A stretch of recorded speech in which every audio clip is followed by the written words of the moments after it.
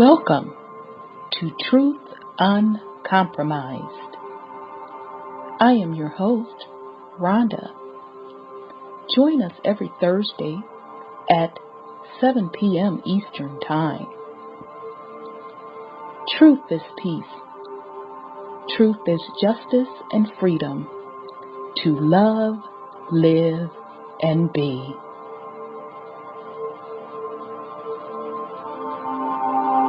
Music provided by SourceVibrations.com.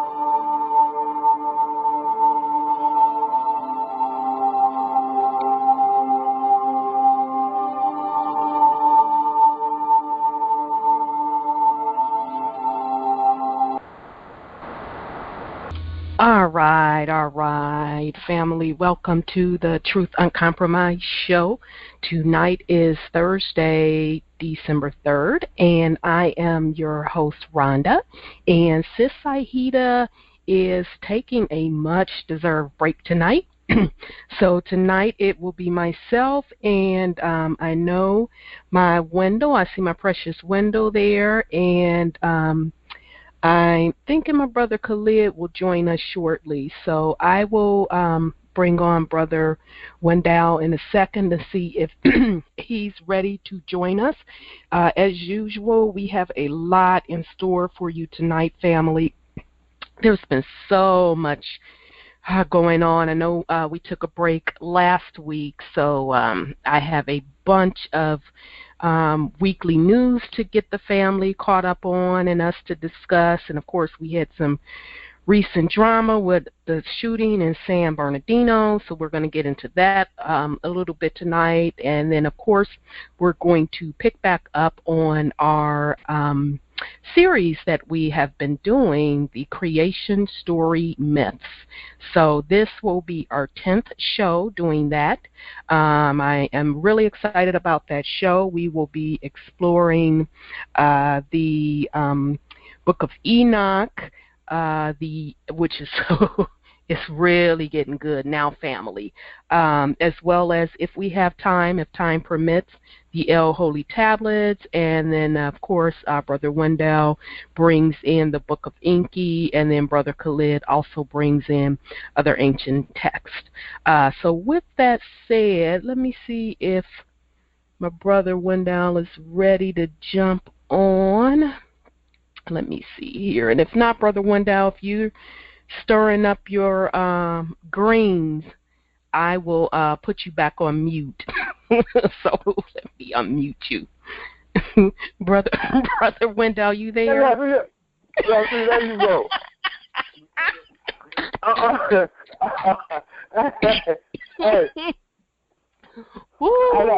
I got these Philippine potato salad, these broccoli leaves. I'm trying to get this down for the time to get coffee. Here you go, this over here already. What's happening with you? Listen, I could put your butt back on mute until you finish putting your little crowd peas and stuff together. I knew you was getting some meal together. No, it's going down the hatch, baby. I ain't getting it together. You are always smacking on the air a full course meal. That just cracks me the hell up. You are always slamming on the full course. I'm trying to get it in, you know what I'm saying? How are you this evening? I'm all right, man. I'm all right. How you doing? I'm doing good. I'm a little froggy, getting over a little cold or whatever, so bear with me, family, if I sound froggy every now and then. So, well, don't get you some liquor and peppermint and orange and lemon and grind that stuff up together and get that over with. Exactly. You know, I'm going to have to break down and make a little hot toddy after we get off the air and just make it do what it do. Yeah, let it do what it do. It doesn't knock it out. Just let it do what it do. Exactly. So, yeah. And that bug, whatever it is, off. It'll burn it plumb off. Yeah, it definitely will do that. That's what I'm going to do. Sweating like a slave and everything. So yeah. Well, shoot, you know, it's been off the chain the last couple of days, I did want to start with just before we jumped on the air. I was, going through Facebook, and I ran across something from one of the brothers, Brother Shaker Z. It was on his page, but Sister Yolanda posted it where the San Bernardino shooting. Well, let's start with a couple of days ago. I'm sure you've heard, family, that supposedly and allegedly, let me get my side together.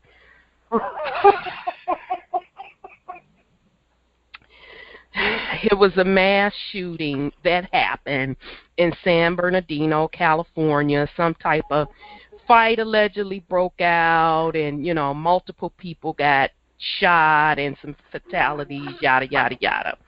So now I always have to put this disclaimer out when we discuss these stories. I don't know for sure if people perished in this event. What I do know is that when there are signs that it's a false flag, meaning it is a staged event, that means exactly what it means. They planned this event. Now, whether or not folks actually perished or if that's all the way false, I don't know for sure.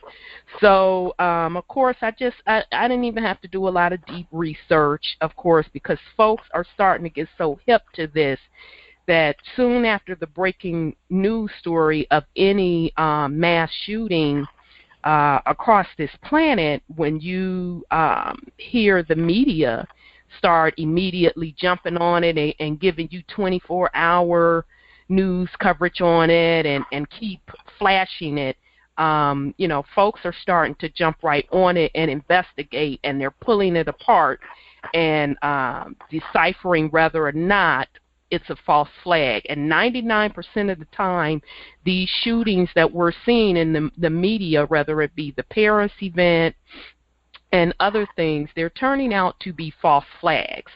So this San Bernardino is no different. A couple of folks on YouTube pointed out, number one, they had several scheduled drills at this same location. And one cat said on YouTube that they had drilled so many times that when this event jumped off a couple days ago, that this nurse called her husband and was like, "Oh, yeah, sweetie, it's yet another drill, yada, yada, yada." And then it turned out to supposedly and allegedly been true. So then another cat posted a comparison of the event that happened at LAX, and standing behind the LAX police chief was an FBI agent.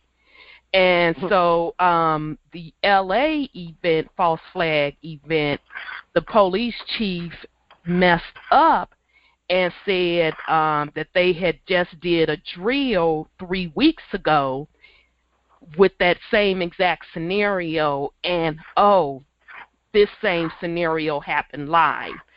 So you could see the FBI agent in the background. Soon as he said that, he kind of put his hands over his face like, "I be mother F."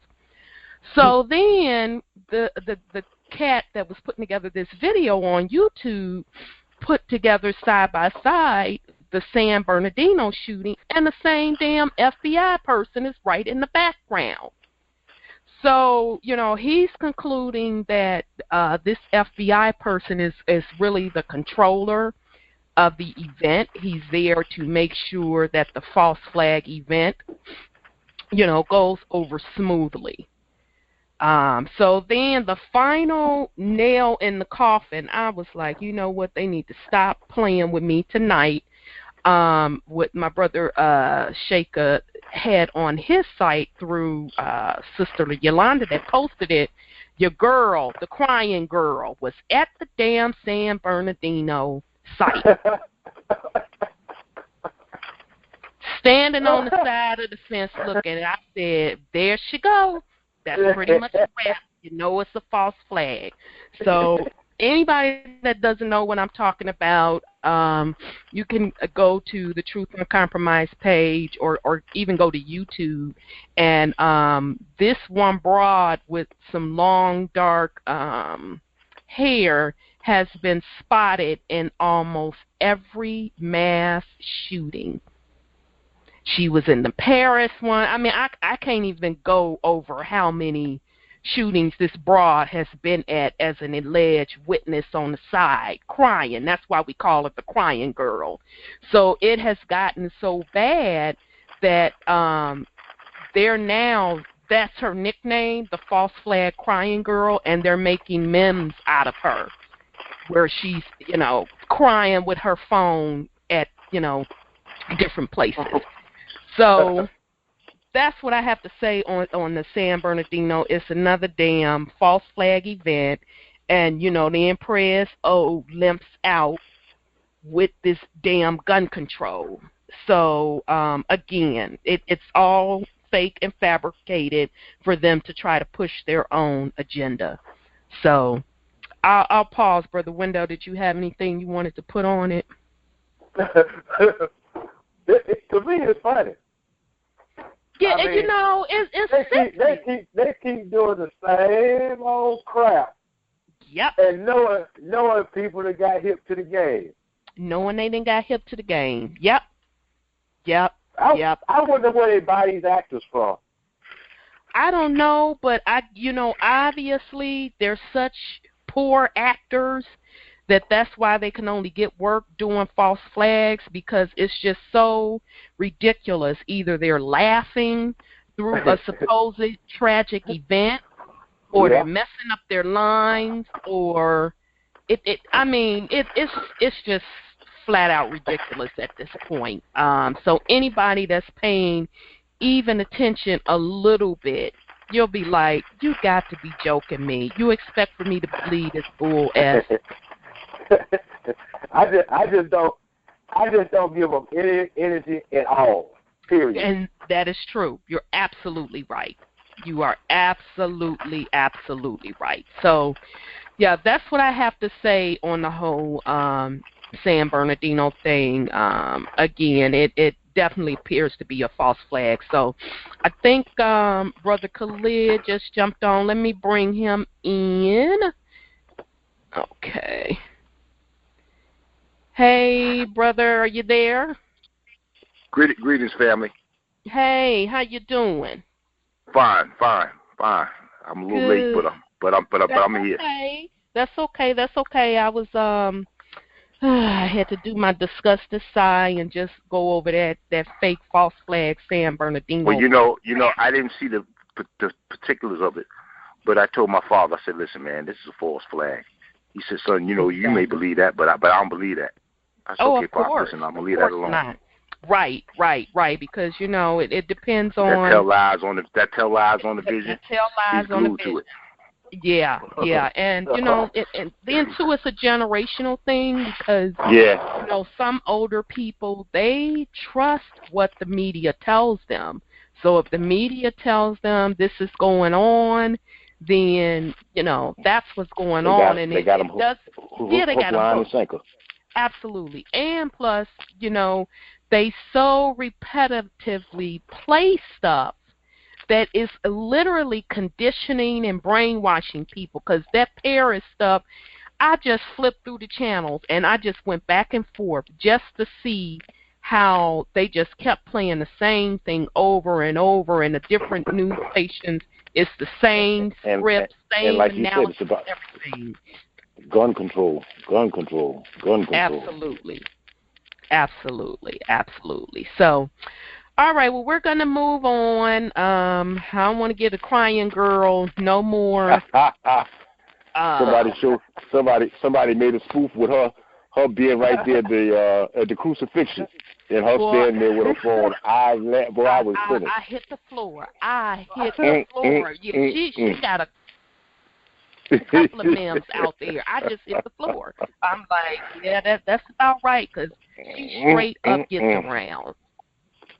So, So in other news, this happened around November 20th, and there has been a lot of reports about meteors going across the sky. And so particularly on RT News posted this story around November 20th, and they said, "Is it a meteor or question mark? U.S. social media explodes after huge blast is heard in 4 states."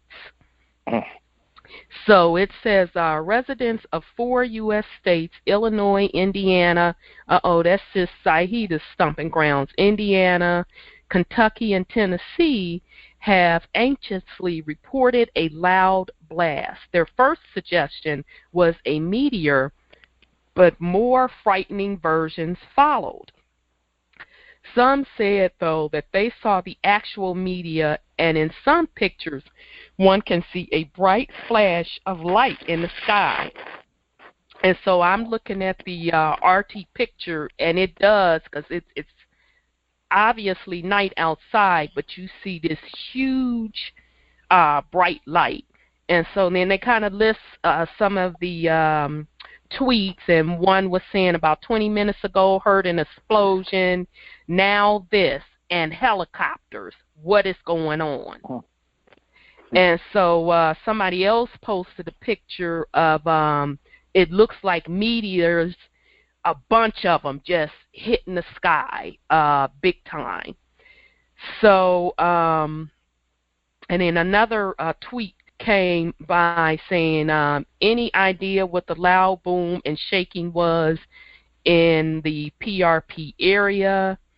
And then another tweet said, am I the only one who saw something fall from space in the last 10 minutes?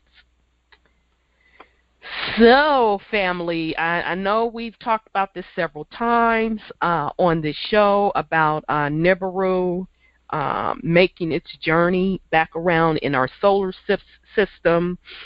We discussed last week in the El Holy Tablets, and Dr. York wrote the Holy Tablets, and he was describing what happens to our solar system when Nibiru enters it. And a lot of it was pole shifting, meteorite showers, and crazy weather patterns. So that's one aspect of it. Another aspect, if you follow the esoteric side of the house, you also hear about anytime comets or meteorites come into our space, or meteors, it could very easily be satellite ships or spacecraft coming into the atmosphere also. So I'll pause in case Brother Khalid or Wendell, you want to put something on that. But I found that real interesting. Well, I believe we might be headed. Well, I ain't gonna say headed, but we might be sitting here like it was back in the day, and the Nibiru might be getting close. Yeah, and me personally, I already think Nibiru is in our solar system. I think it's, of course, far out, probably on the skirts of Pluto or whatever. Yeah. And I think either the poles have already shifted, or they're starting to really violently shift. Yeah. So I think this is just the beginning. What we've been seeing, if you pay attention to the sky, you notice that the position of the stars have shifted a little bit. I know that the sun does different things as well, but this is just the beginning. I think we ain't seen nothing yet. As Sis Sahida say, folks, we finna be blew back. That this is just the beginning. So that's just my humble opinion. So get ready, family, and as I always say, keep your head to the sky. The other thing that I saw, now, when I saw this, when I was like, they better stop so-and-so playing.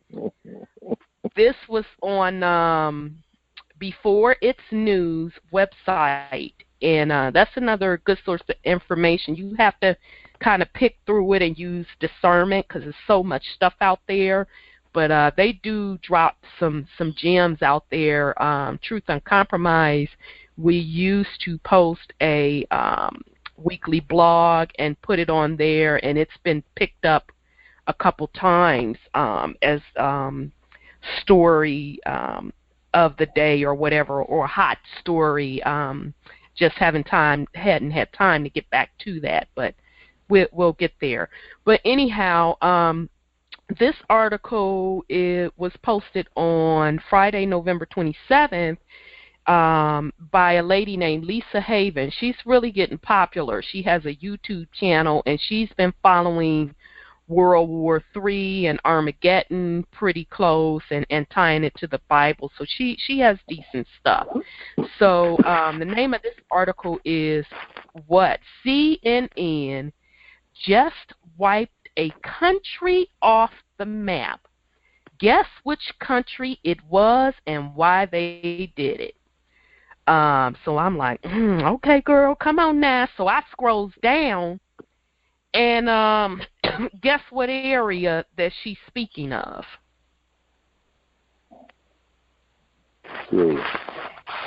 Yeah, she's speaking of that Syria, Saudi Arabia, Israel area. So she said, have you ever noticed that mainstream media has an agenda, and that piece by piece they allow it to slip through the cracks just long enough for you and I to take a peek inside and see what they are really up to? Well, now is one of those moments in a recent CNN Money article titled Beyond ISIS 2016 Scariest Geopolitical Hotspots. A map was posted that clearly displayed, get ready, y'all, I was like, that clearly displayed Israel being erased and replaced with Palestine, a Spanish or Palestina, a Spanish or Portuguese translation for Palestine. After the error was noticed by Honest Reporting Media, they quickly swiped it from the article and replaced it with the image of a Syrian airstrike in Aleppo. So when I saw that, I'm like, okay. So CNN, which ain't been telling the truth for a very long time, just so happened to put out an inaccurate map with Israel not even located on the map and Palestine there. So the first thing that came to my mind, okay, they pretty much trying to, number one, see who notices it, and then number two, that is code for that area is about to change. Now, those of you that follow Dr. Henderson, I don't know when you're listening to the UN calls, before Dr. Henderson gets on the call, Shelley reads off every nation. And she always put the disclaimer that if I didn't call your nation, that does not mean you're not included. What that probably means is that you are included in another nation, because all nations are going back to their original state. So she always uses the example like of North Korea, South Korea. It will no longer be that. It will be Korea. So I'm saying all that to say Israel, or is not real, was never a country. That was some crap that the UK and the Vatican made up to justify putting the fake Khazarians as the Jews trying to make them be the chosen Hebrew people. It was never a nation. It was Palestine. So they know what's getting ready to shake down. So that was their slick subliminal way to throw it out there to see who's paying attention. So I'll yield and let you all put something on that. Sis, a little while ago, I call myself, I'm following GOCC. That's one of the branches of the Hebrew Israelites. And this brother who they call Elder Rakar was saying that they were going to use basically the people that's in Israel as the fodder, as the fodder, knowing that it's going to be completely obliterated. What? Now, he said that the so-called elite were going to leave the land, and they were going to go to who's another part of that union, like the UK and stuff. That they were over there out fighting with the Russians. The Ukraine. He said that basically the so-called elite was going to leave Israel and take flight to the Ukraine. That was basically just to be able to get a particular portion of land that they wanted to secure. That's the reason why they kept widening their borders from what they originally was in 1948. Well, it's interesting. I don't know how long ago that brother brought out that information, but another cat said the same thing as far as the elite, the snakes that they are. And I hate to even use that word elite because it pisses me off. Well, he was calling them Idumeans, meaning that that's another word for Romans. I mean, they was they were considered to be Romans. Okay. And I'm sorry. Go ahead, brother. They'll call them Khazarians. There's no more than Caesarians. Yeah. I never heard that. The Khazarians are. Okay, that makes sense. Yeah. No word for Caesar. Okay. Well, I heard another gentleman explain that, and I can't remember who. I don't know if it was I can't even quote, and forgive me, whomever, I can't remember right now, but it was a white cat that said the same thing, that battle in Ukraine was all about them running and trying to find a hiding space. Right. And Brother Putin, being who he is, was like, no, you got me effed up with that because Ukraine is Russia when you get through talking. Yeah. So we got the treaties in hand to prove it.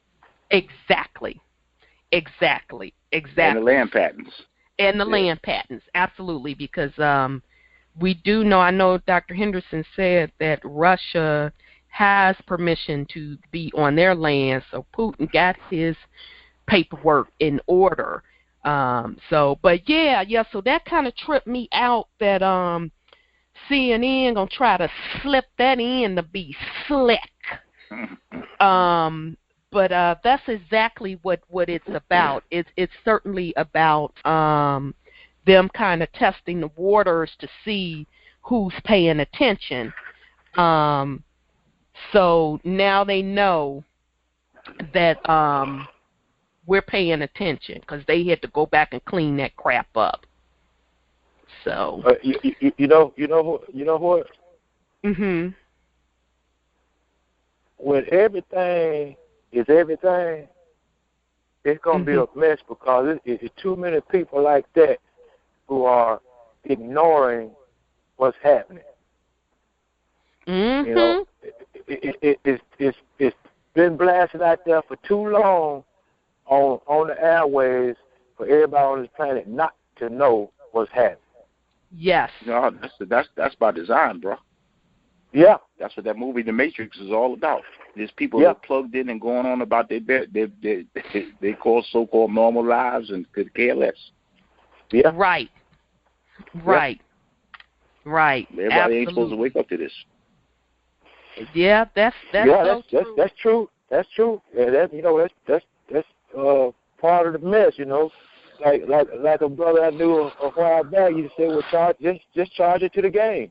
Yeah, and I love that because it's so true. Now I understand what that means. Just charge it to the game, Yeah. So, and game recognizes game. So game, yeah.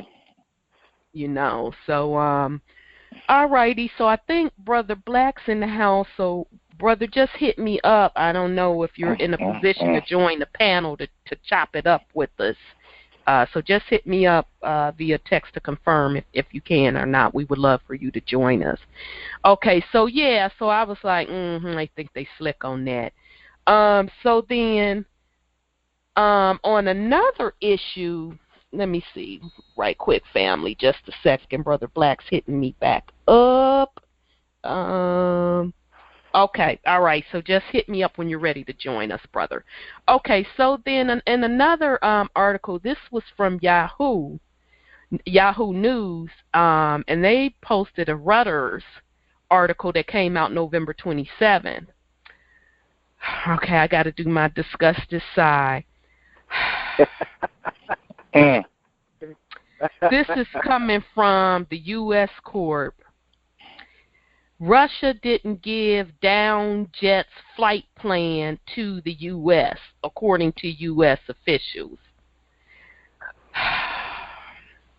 So it says, Washington, this is coming from Reuters, Russia did not inform the U.S. military of its jet's flight plan before Turkey shot it down on Tuesday, despite assertions to the contrary by Russian President Vladimir Putin. Two U.S. officials told Reuters on Friday, speaking on conditions of anonymity. Putin has suggested some degree of U.S. culpability in the aftermath of the incident, even hinting that the U.S. might have given detailed Russian operation plans to Turkey ahead of time. Addressing reports in Moscow on Thursday, Putin said, "We informed our American partners about when and where Russian aircraft would be operating. It was precisely then that the Turkish Air Force shot down the Russian warplanes," Putin said. The question arises, why did we pass on that information to the Americans, Putin asked. Ooh, stop, I didn't read that little part. The Pentagon. Putin said ain't they business. We fly. We ain't gotta tell them where we flying and when. Who are they? And I was kind of taking it, that last statement he was saying. So now, in other words, we purposely gave the dirty so-and-sos the information. We gave it to them, because we want to see what they was going to do. So then it says the Pentagon did not immediately comment on Putin's remarks. I know they didn't, but in the past acknowledged that Russia has given basic notification to the U.S.-led coalitions ahead of some operations, like a November 17th launch of a cruise missile. So again, more bullcrap propaganda from the U.S. court. They are pissed because Putin is no longer playing the media game of doing covert operations and saying one thing in the news media but doing things behind the scenes. So he's becoming a lot more bolder and bolder and putting it out there, especially more recently with this ISIS situation, calling out the U.S. and other nations as participating in funding them, and them not really serious about getting rid of ISIS. So the turning point for the U.S. court being busted out on this whole little situation was when Prez O a couple of months ago did an interview with the little 60 Minutes man, and the 60 Minutes man called him on it, and, you know, Prez O didn't do well on the interview. He was stammering, and since that point, the U.S. Corp has been trying to clean up its reputation, and I've been seeing a lot more propaganda go out there about what Russia allegedly did or didn't do. So with that, I'll pause and let you all put a little something on it if you want to. Okay, so I'm taking it y'all don't have nothing to put on it. So. I ain't got nothing to put on it. Okay.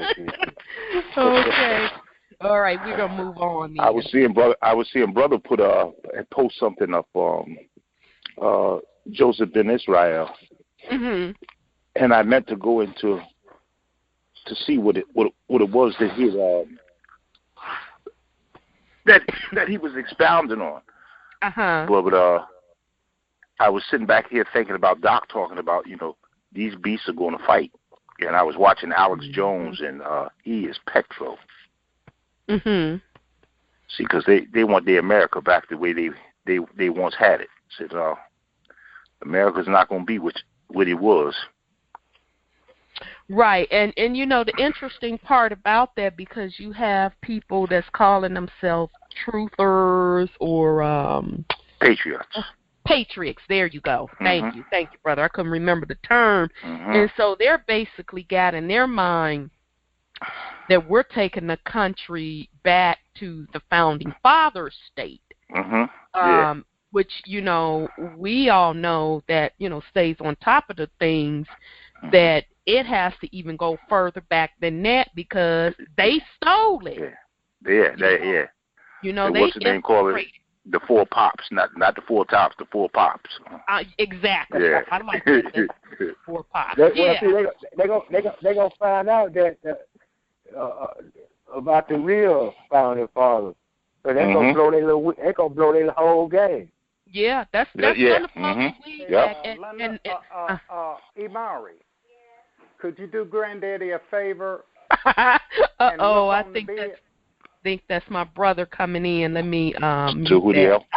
Yeah. That's the boss thing. Yeah, that's our brother. The Chief Oracle.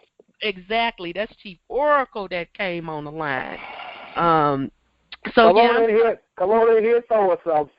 I don't want to put him on blast like that because he's coming in getting adjusted. So I'm gonna let him get his thoughts together or whatever, and he can come in later. So, Brother Wendell, were you saying something, or had you finished your point? No, I finished my point. Okay. So that was interesting on that.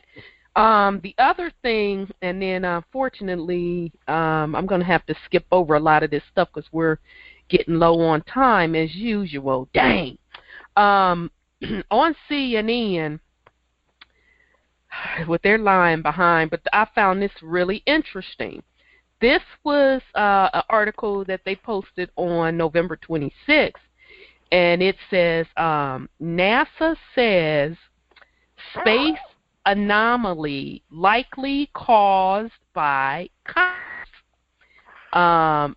So if you look at the picture that they have, the picture kind of tripped me out because it looks like they are showing Nibiru's constellation, because it looks like they're showing a dwarf sun, and then our supposed sun, and then you see another sun behind that, and then you see all of these comets coming towards it.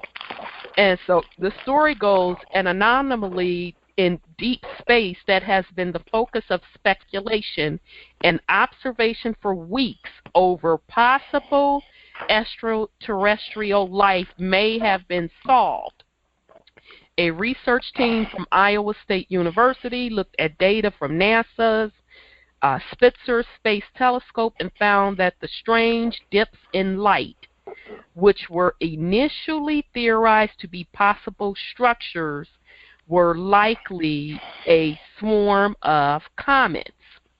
And then it says the system KIC, and it gives all these numbers, has been under scrutiny since its unusual light fluctuation was discovered by users of the online astronomy crowdsourcing site Planet Hunters.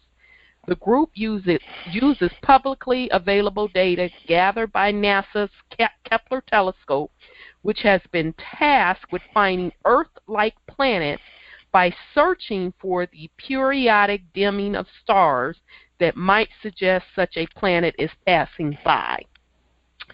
Okay, but NASA says the Kepler telescope only viewed the star in visible light, and in this case, they searched by infrared. Infrared light. It's possible that a family of comets is traveling on a very long eccentric orbit around the star, NASA said in a statement. At the head of the pack will be a very large comet, which would have blocked the star's light.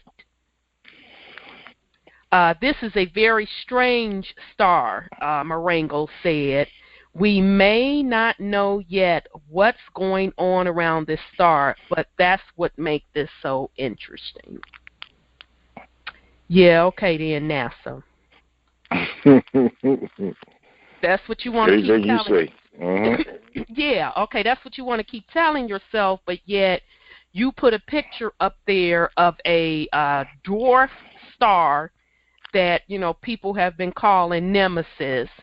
You have two other suns in the background, and then you have these comets shooting forward.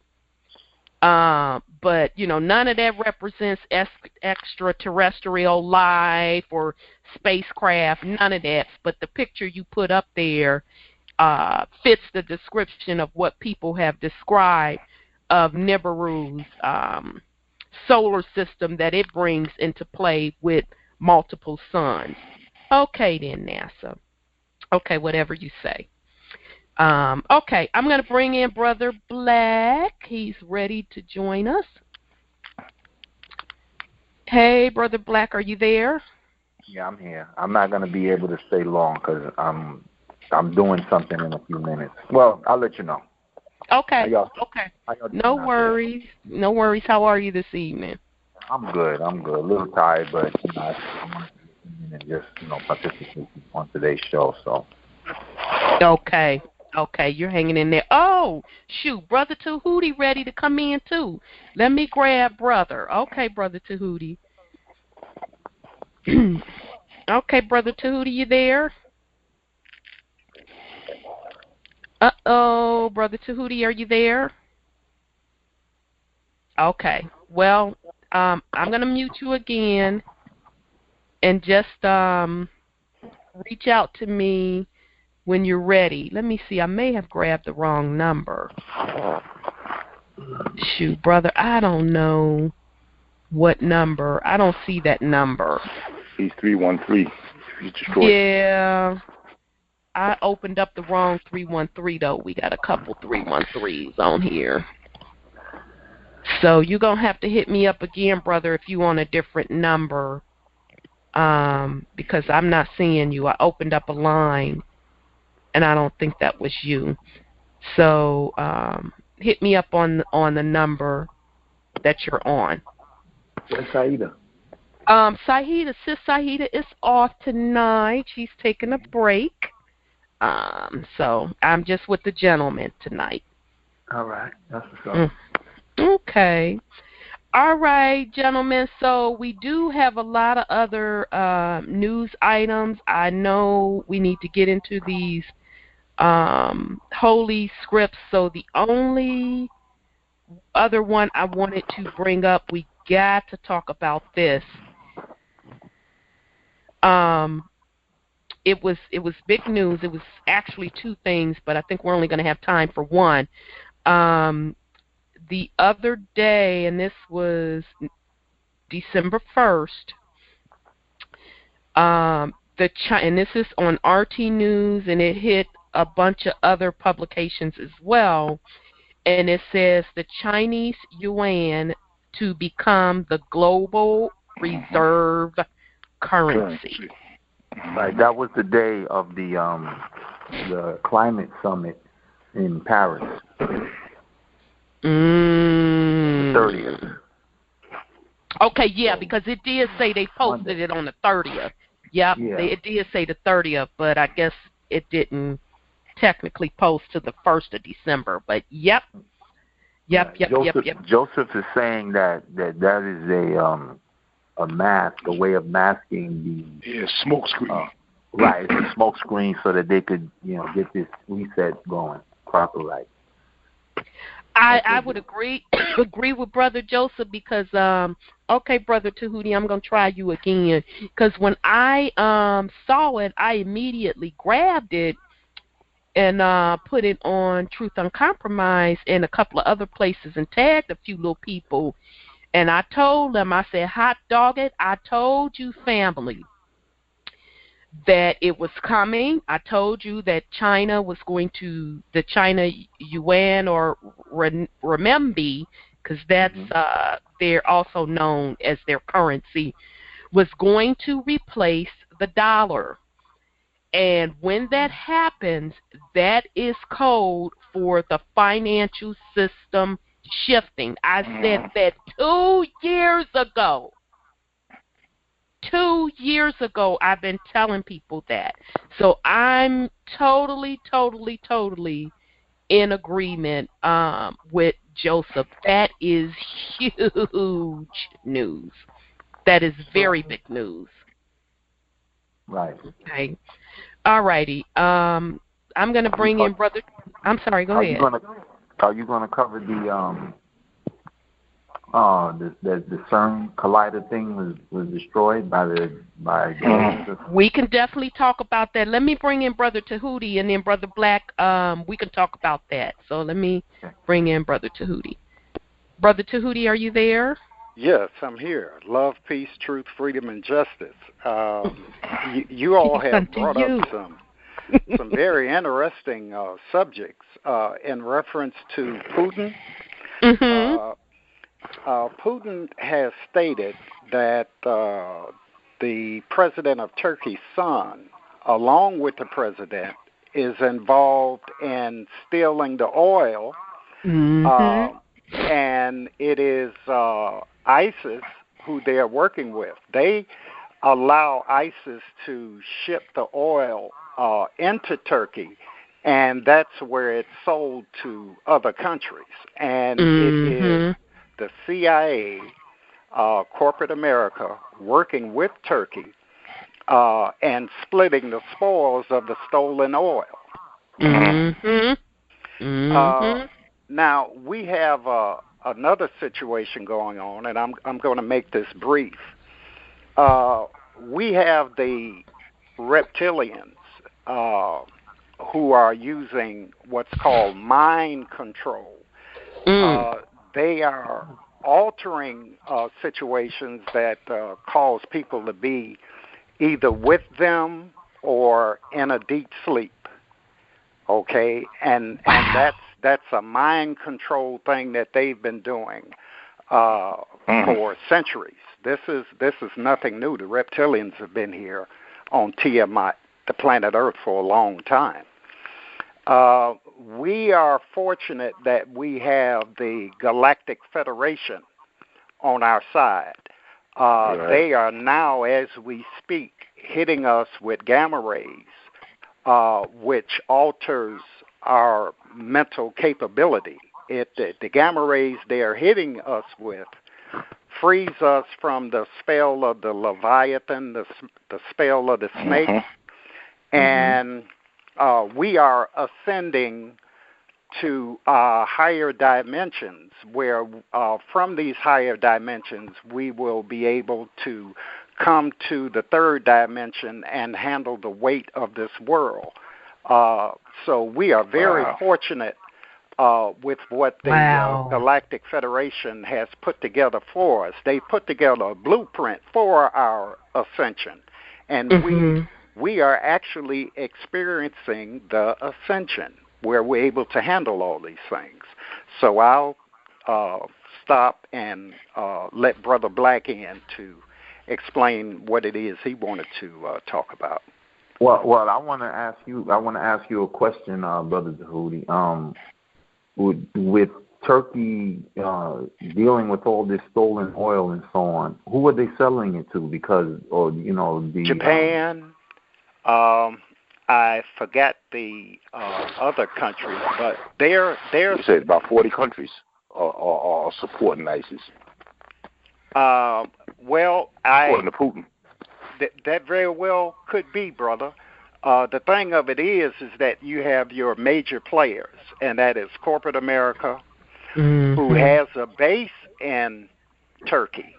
Yep. Okay, and you have the Turkish president and his son. His son has established a company just to deal with the stolen oil. Wow. So these are the major players in it. Turkey, the United States, capital U, United States, not small u, United States. And unfortunately, what they're doing is going to unravel. They're going to turn against each other. Okay, that is scripture. With all of the shenanigans that they're conducting to maintain the wealth of the earth, the earth itself will turn against them. So their success is short-lived, and their plot is exposed in front of our eyes as we speak. We're talking about the underhanded things that they're doing. So with our ascension, we are able to expose them, and we're doing it on this show. Right. Wow. My master teacher told me some years ago that the Pope wears crosses on his shoes, and that represented the double cross because they were going to do that to Israel when the time was right for it. And that seems to be exactly what's happening right now. Yeah.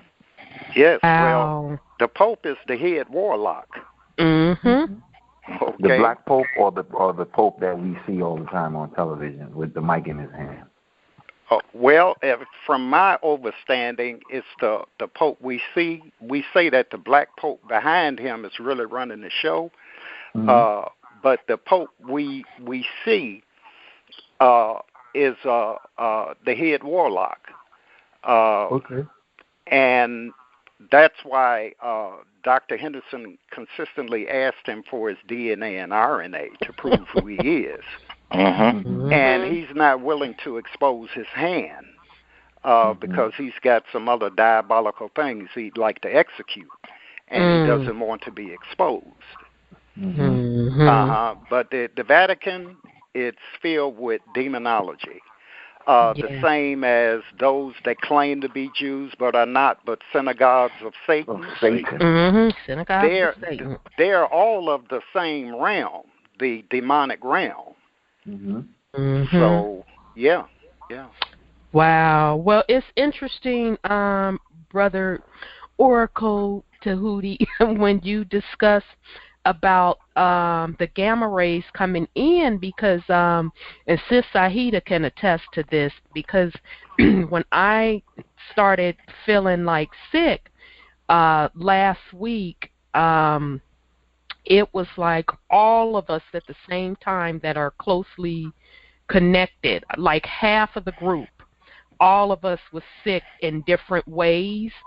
And Sis Sahida said, you know what, sis, it's got to be some type of energy coming through here. She said, I feel that it's some blast of energy that hit the planet and that's hitting certain people. So I found that very interesting that you said said that the galactics put out those gamma rays, and it's hitting us, and that's part of the ascension process. Yes. Yeah. Very interesting. Very. Well, thank you for that, Oracle. Tahuti, did you have anything else you want to put in on it? No, I would just like to continue listening, and my thoughts are formulate as you speak. Yeah, I figured as much. So I'll definitely put you back in on mute, and then if you want to put something on it or whatever, you know to just ping me, and we'll definitely bring you back in. Yes, ma'am. Okay, thank you, Oracle Tahuti. Peace and love. Okay, brother. So that is all of the news. The only other thing, I gotta throw this out there because I asked Sister Shelley to send this to me. She read it on the UN call, and I had saw it flash across my timeline, but then when I went back to get it, I couldn't find it, and when she read it on the air, I was like, hot doggone it. So I'm going to give it a quick read if I can find it. If not, then that means I wasn't supposed to read it tonight. I may not have it. I don't think I have it, family. But the article was discussing about ending slavery on the planet Mars. So Sister Shelley read the article. I think Joseph Ben Israel posted something. Yeah, and I could have sworn that I put the article out there. I hate that I don't have it, so we may not be able to go over it tonight, family. I apologize for that. It's mysteriously missing, although I definitely copied it. I can't find it right now. So if I find it later and we have time, I'll certainly share it with you. But that article was really, really interesting, and it's proving the point, and it actually ties into the creation story myths series where we've been talking about life on these other planets, how there's always been life on these other planets, and some drama was always going on these other planets as well. So I'll try to dig up that article and share it a little later with the family. So we're going to go ahead and get started. Last week we picked up on the El Holy Tablets. We went into, it was actually a pretty interesting show because Dr. York in the El Holy Tablets again kind of gave a breakdown of Nibiru, and he was going into very, very detail. That's what I love about the El Holy Tablets and Dr. York's descriptions, because each story or description that he gives, it is extremely detailed. So now we're in the point in the tablets where he is giving us details on the actual galactic battle that happened millions of years ago. Some people say billions years ago. Some people say trillion years ago, where this particular planet was known as Tiamat, and it was double the size. And supposedly a galactic battle went on, and this planet was damaged, and it had to be rebuilt, etc.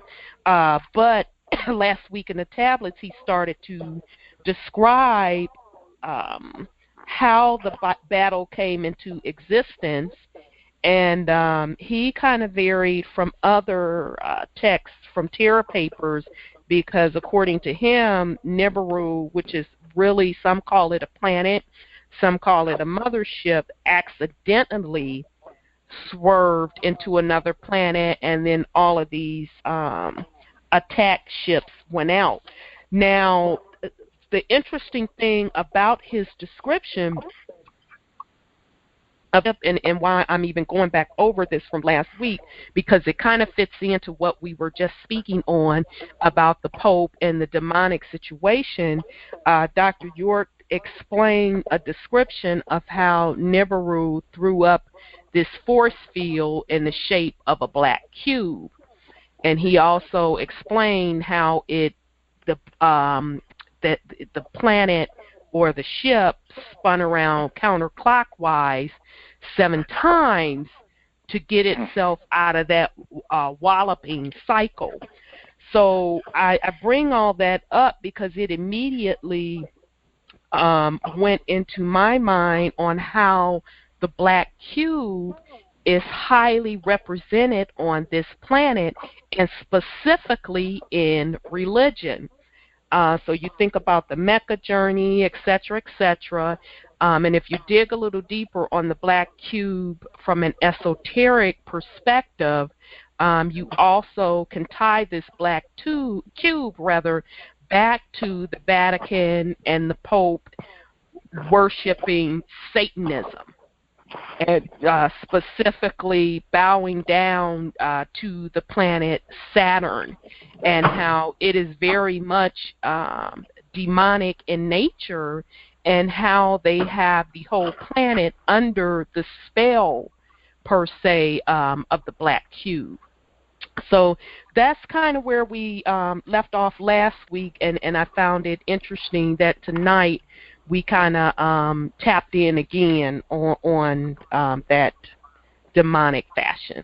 So if time permits, we're going to get back into the tablets, but we do need to pick back up where we left off with the Book of Enoch. So we are on the Book of Enoch. We're on 11. So now we're at the point where we are literally, it's called the Book of Noah. Okay, so what is really interesting about this? So let's back up. Last we left off, Enoch had done his traveling. He had done extensive traveling, actually, with the archangels. And so in his travels with the angels, Enoch was literally able to, it was fascinating to me. I absolutely have fell in love with the Book of Enoch, because he gives very, very details about the shape and the structure of this planet. He also describes the opening in the center of the planet and it having an inner earth. He also described the gates or the gateways, the different gateways around this planet, and how it is used as a tunnel for the angels to go back and forth to heaven. So that's what Enoch was pretty much describing in the last book. Again, discussing his travels across this planet, and him literally seeing what the pit is. And we did a little research on the area that he described as the pit, and he again pointed to the area where it's a hotbed over in the Syrian area. So that is where we left off the last time on the Book of Enoch. He was still chilling with the archangels, and they were showing him different stuff. So now we're in the Book of Enoch 11, and this book is called the Book of Noah. And so it starts off by saying, and in those days Noah saw the earth had tilted, and that its destruction was near. So I automatically kind of just shook my head like, okay, so out of the gate, Noah is describing a pole shift. So that's kind of like what everyone has said we have been going through today.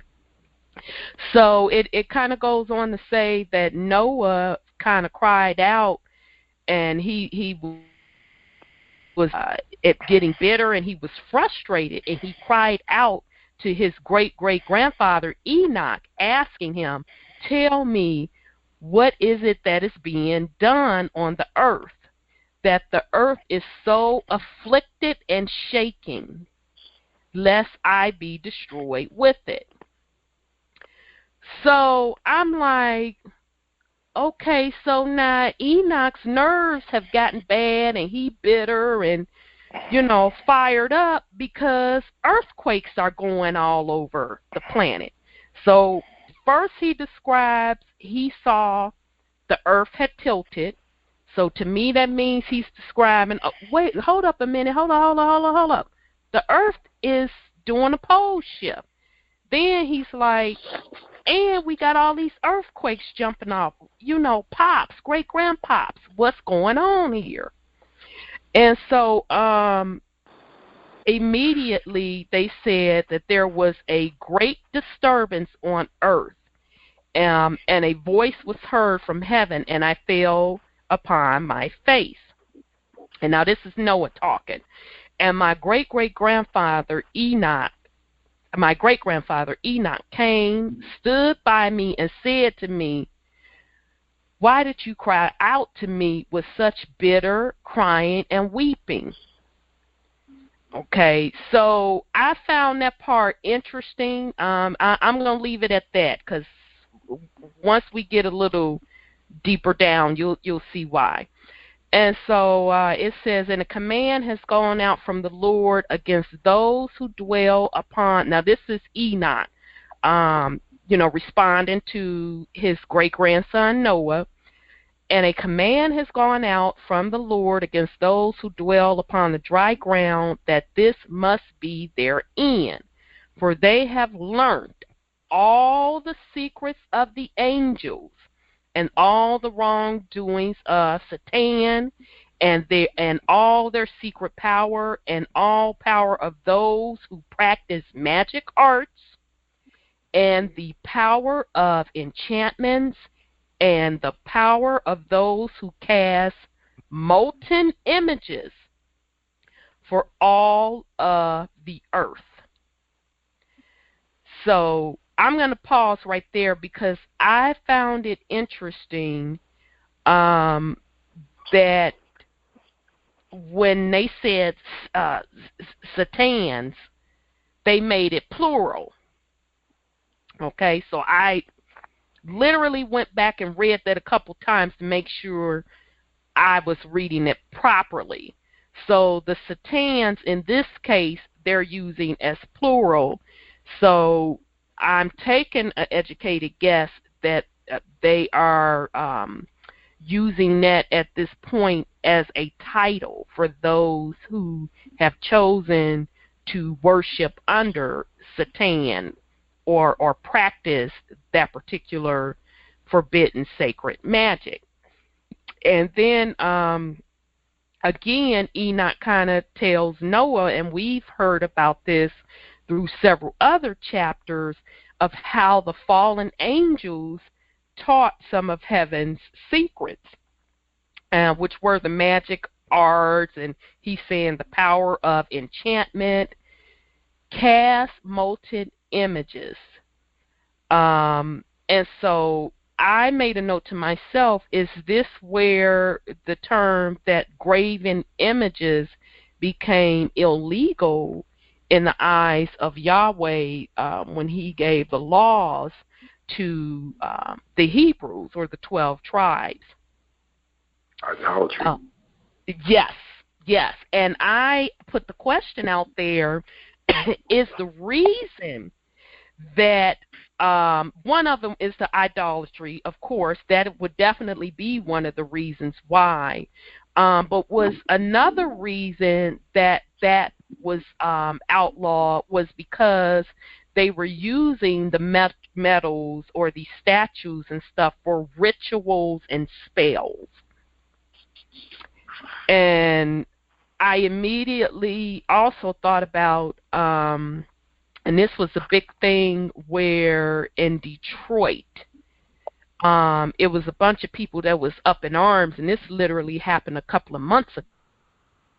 scapegoat because some group wanted to put up a statue of a metal statue of a Baphomet.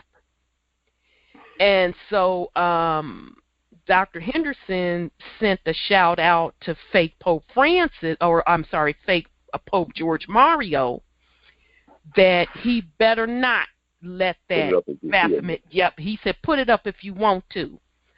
So that kind of brought me back to that because, of course, one of the aspects is definitely idolatry, but could the other half of it, too, be that folks throwing up this certain type of metal, because, for instance, copper has a lot of properties that you can do a lot of things with it, and that they can use these particular statues or graving images for their rituals and spells.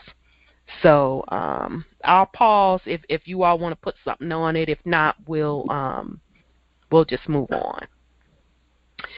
Okay, so then I'm sorry. Go ahead, brother. You know the Baphomet, what it is, right? Well, I know what it is from an esoteric standpoint. It represents duality. Yeah, it's a hermaphrodite. Yes. So that's what all of this, with the gay rights and the what's his name, it's all tying in. Yeah, and I that's interesting that you say that. Okay. That's interesting that you say that, because I thought they were using it to kind of pay homage to Azazel, because he represents the goat. But right. I never thought of it being in the light of the hermaphrodite, because it's part man, part woman, of it being the gay rights situation as well, and confusing sexuality and all of that. I never thought of it in that light. That's interesting. Very interesting. Okay, so then it goes on to say, for lead and tin. Now this blew my wig back. I'm like, what? But then I had to think back to something else. It says, for lead and tin are not produced from the earth like the former.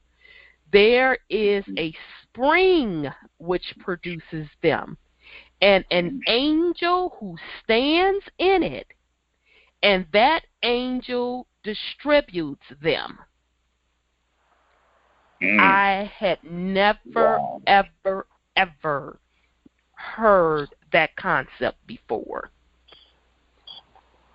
So that blew my wig back. But then, on the other hand, when Sis Saida, Brother Kel, and I did a review of the movie Star Wars, we reviewed the very first one, the 1977 one on the show Illusions a couple of months ago.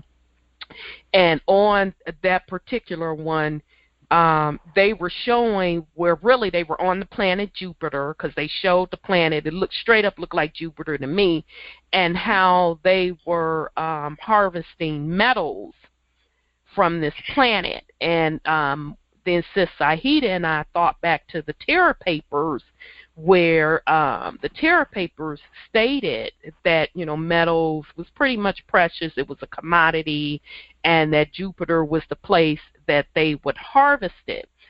So when I read here that, Enoch is pretty much telling his great-grandson that lead and tin are not even produced on Earth, that it's basically, to me, it sounds like that is put here, and that the angels are the ones, in charge of distributing it. Yeah, wow. that blew my wig back. I'm like, okay. So then it goes on to say, and after this, my great-grandfather Enoch took hold of me with his hand and raised me and said to me, go, for I have asked the Lord of spirits about this disturbance on the earth. And then he said to me, because of their inequity, their judgment has been completed, and they will no longer be counted before me. Okay. Because of the sorcery they have searched out and learned, the earth and those who dwell upon it will be destroyed. Okay. And so then it says, and for these there will be no place. Now here's where we get more into prophecy, because this is, to me, what Enoch is calling out when he starts out with, because of their inequity, their judgment has been completed. Now, those that have followed us in this series a couple of chapters back, Enoch, let me rephrase that. The fallen angels approached Enoch and asked him, man, please, you know what? Can you go to Father Yah and take our petition? We know we done messed up, and, you know, we got a sentence coming down on us, but can you take him our petition?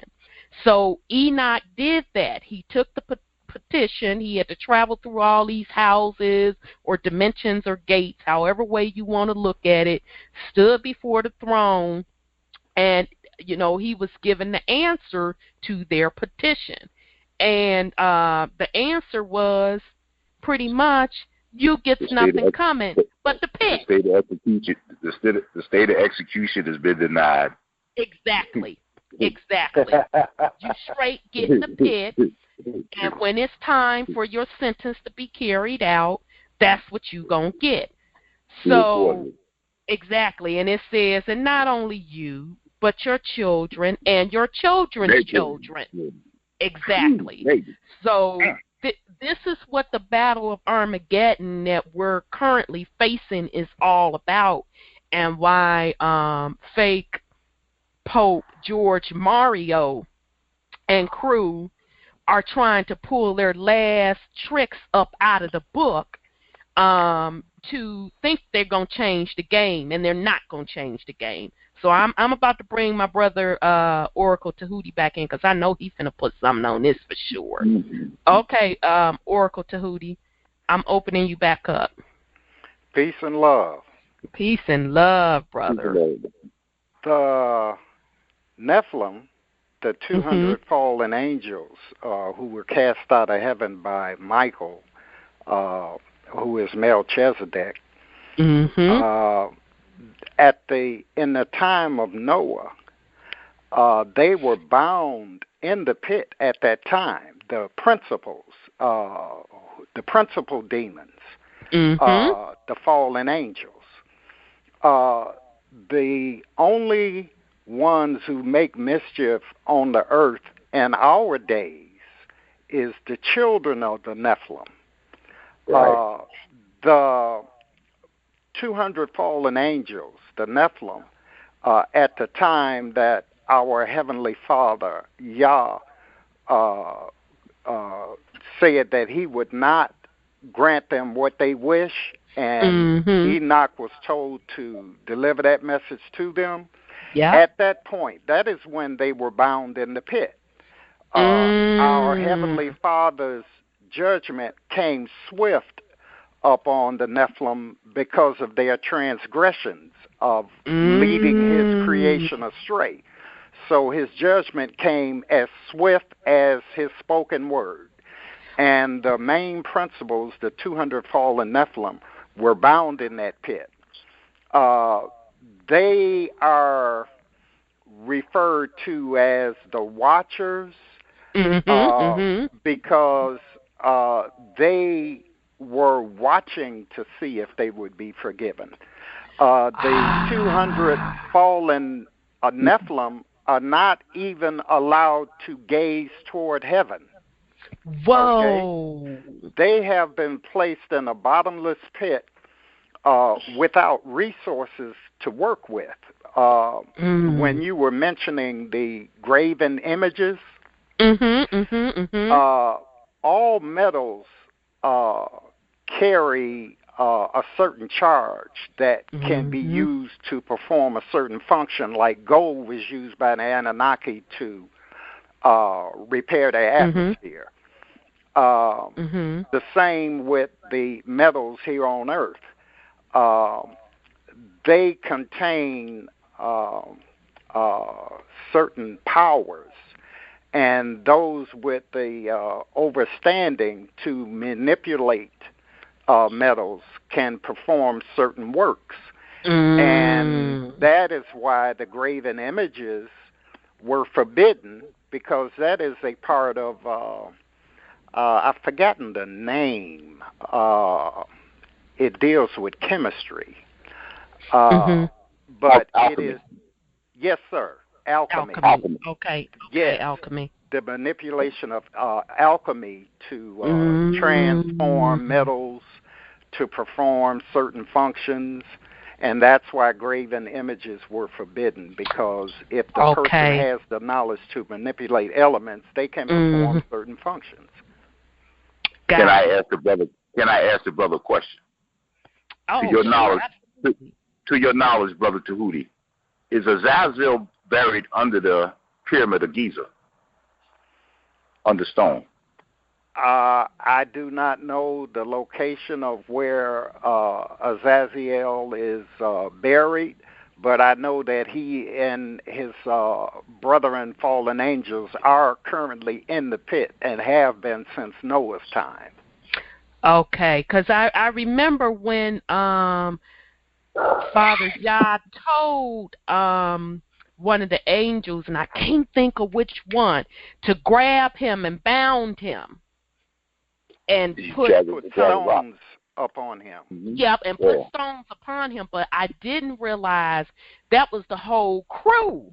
Yes. That got thrown in there. I thought some of them were still up here causing mischief with their offspring. So what you're saying, they still bound, but it's still their offspring up here kicking it. Mischief. Yes. But they were cursed from the start, because when the judgment came down, it was said it would be them, and then they would watch their children turn on each other, kill each other, die, and then they're going into the pit. And their children have done that for thousands of years, and that is part of the torment for the 200 fallen angels, is that there's nothing they could do but watch their children destroy each other, and eventually their children will join them in the pit, which they currently reside in. The Satan cast out Satan. Wow. Well, while I have you, since we're on this topic, I've been noticing that it is a lot of programs they keep running on the air. I watch a lot of older sci-fi, because I like to see how far back they were putting the truth out in plain sight in these scientific movies. So I've been watching stuff like Outer Limits and Lost in Space and all that jazz. So the episodes that they've been putting out are astounding. All of the ones over the last 2 weeks have been about gateways, people traveling to different dimensions, about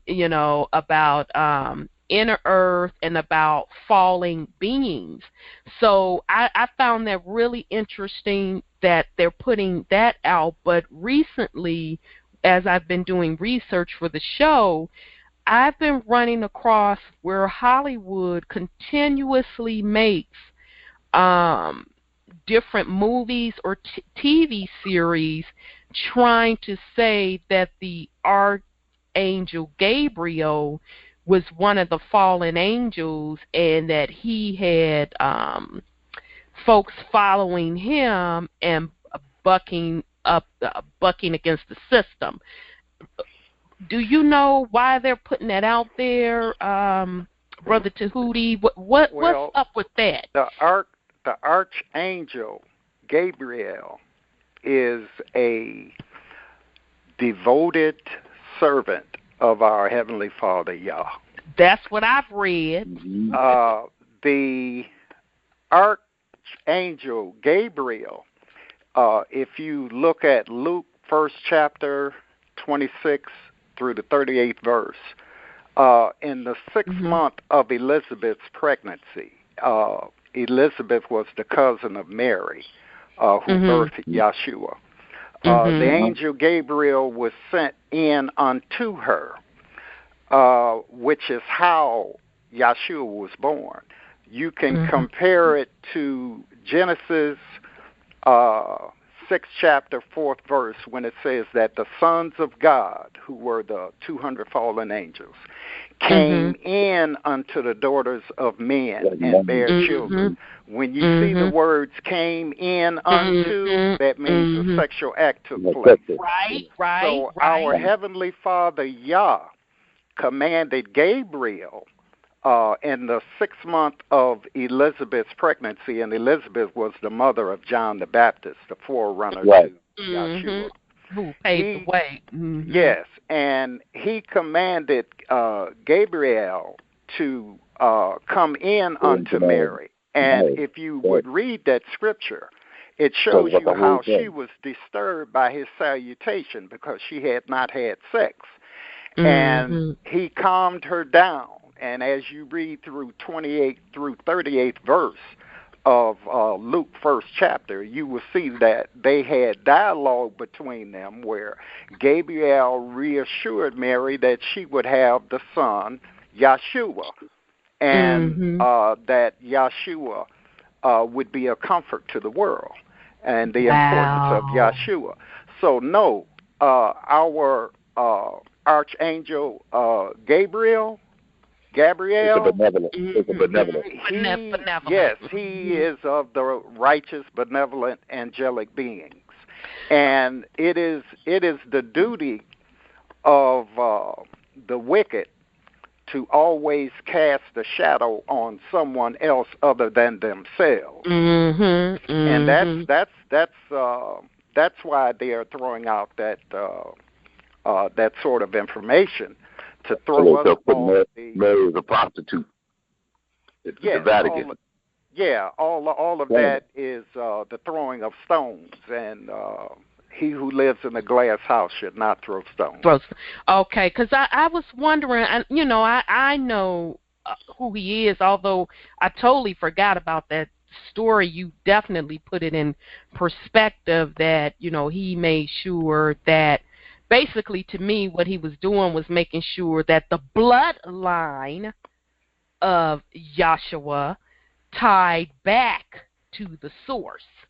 Right. So that makes perfect sense, and I'm so glad that I asked you that question, and that confirms once again how that bloodline ties back. But I just wanted your take on why they were trying to, throw salt on him. Per se, but now it makes a lot of sense why they would throw salt on him. They pulled that in Terminator. They put it right out in plain sight. Whoa! Stop playing with me. Yeah, where they went back in time and stop playing with me. Yes. That was the whole story in the first Terminator. Yep. Absolutely. Whoa, that's deep. Okay, that's deep. I hadn't even thought about it like that. All right then, Oracle Tahuti, did you want me to put you back on mute, or you want to stay on and mute yourself? It's totally up to you. You can put me back on mute, and when it's time to join in, I'll just text you. Just ping me. Cool. Okay then. Thank you, beloved. Yeah. Wow, he blew my wig back on that one. I'm so glad he came in on that. Okay, so let me see, where did I leave out? So he cleared up about the sorcery. That makes sense. And so it says, okay, and for these, and this is still Enoch talking to his great-grandson Noah, and for these there will be no place of refuge forever. For they show to them what is secret, and they have been condemned, but not so for you, my sons. The Lord of spirits knows that you are pure and innocent of this reproach concerning the secrets, and he has established your name among the holy, and will keep you from amongst those who dwell upon the dry ground, and he has destined your offspring in righteousness to be kings and for great honors. And from your offspring will flow out a spring of the righteous and holy without number forever. So I'm like, whoa, that kind of touched me in this particular way, because, you know, Enoch is in telling his grandson of how basically he has been anointed, and he's anointed based on his heritage, meaning based on him being out of the line or the bloodline of Enoch. So he was telling him, yeah, you know, beloved, stuff's going to be popping off on the planet. I'm not going to sit up here and try to lie about that, but they're not coming for you. They're coming for them. You know, the thing that really struck me, because I know we talk about it all the time on this show, Dr. Henderson talks about it all the time on his show when he says, don't worry about it. If you are under the Bathsheba and Esther trust, you are protected. So reading this, when he says, and will keep you from amongst those who dwell upon the dry ground. So I immediately thought of that, and we've discussed this from an esoteric perspective also several times on this show, that once you are in the order of Melchizedek, they already know, meaning the fallen angels, the corrupt ones, that you are untouchable. They already know that they cannot harm you in any way because you fall under that order.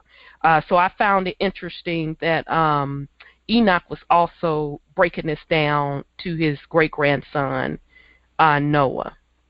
And so it says that Enoch goes on to tell Noah, he showed me the angels of punishment who were ready to come and release all the forces of the water, which is, okay, let me slow up because this is getting ready to get deep. And he showed me the angels of punishment who were ready to come and release all the forces of the water, which is under the earth, in order to bring judgment and destruction on all those who reside and dwell upon dry land. Now, I'm going to stop there because those that follow the inner earth pretty closely, I think, Brother Khalid, I'm getting a lot of feedback from you. So yeah, I'm sorry. I had you on speaker. I'm walking outside to the store. Okay. Forgive me. Okay. All righty. All right. So just mute yourself if you can. Okay. All right. Okay. So what I found interesting about that, when specifically the statement when he said, and release all the forces of the water, which is under the earth.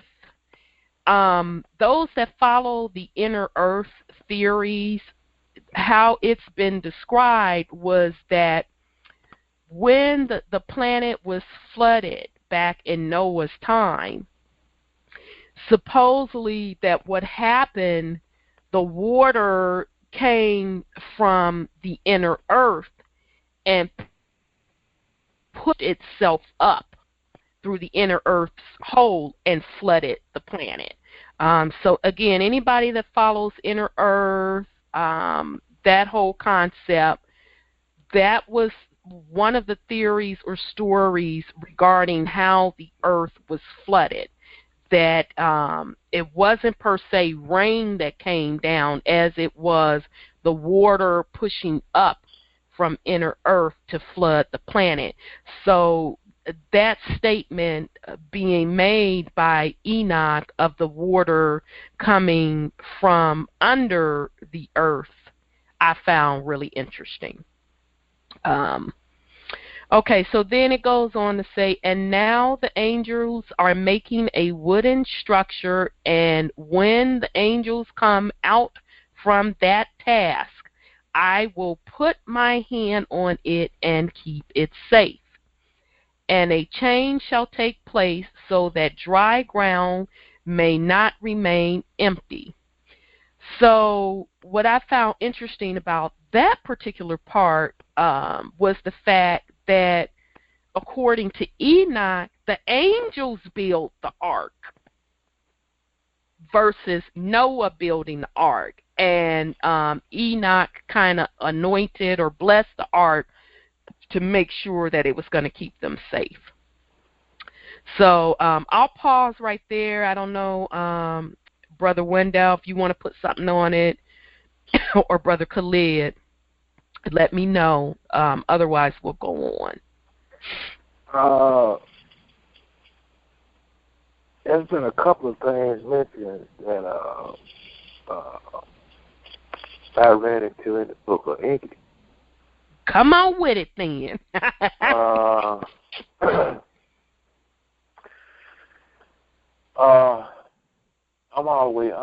in the ninth tablet now. And when Brother Tahuti was talking about the fallen angel, he mentioned the 200. And in the Lost Book of Enki, it was 300 Ijiji, the Watchers on Mars. And 200 of them decided that they wanted to come down and mate with the gals.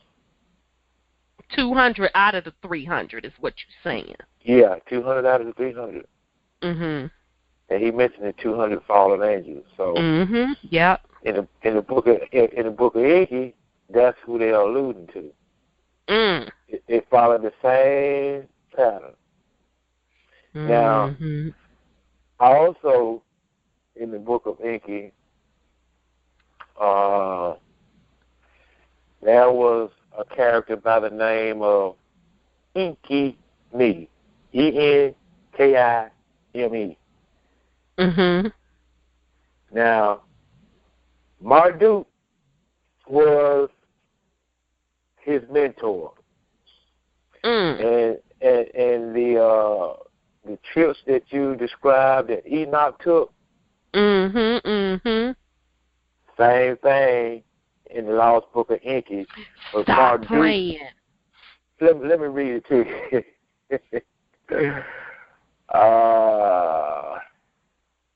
Let me get to my notes right here.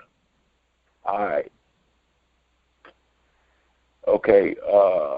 Enkime was sent to Marduk in the landing place. And from there on Lamut, which is Mars, Marduk took him to the moon and taught him everything that Enki, his father, had taught him. And when they returned to Earth, Enkime was sent to Sapar to be taught by Utu at the place of the church. That's at the spaceport. Now, when he was at that location learning from Utu, Utu gave him a tablet to write down everything that he was learning. And also, Utu installed him as Prince of Earthlings. He taught him the rights to begin the functions of priesthood. Isn't that interesting? Oh, it gets a little bit better than that.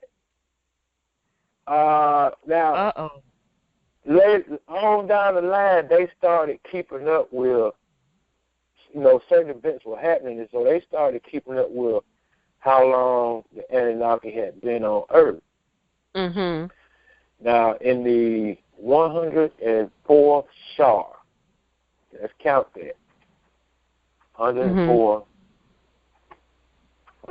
times. After 374,400 years they've been on Earth, Enki, with his half-sister, Edeni, they had a son. And check this out. The son's name is Methuselah. And right away I said, that's Methuselah.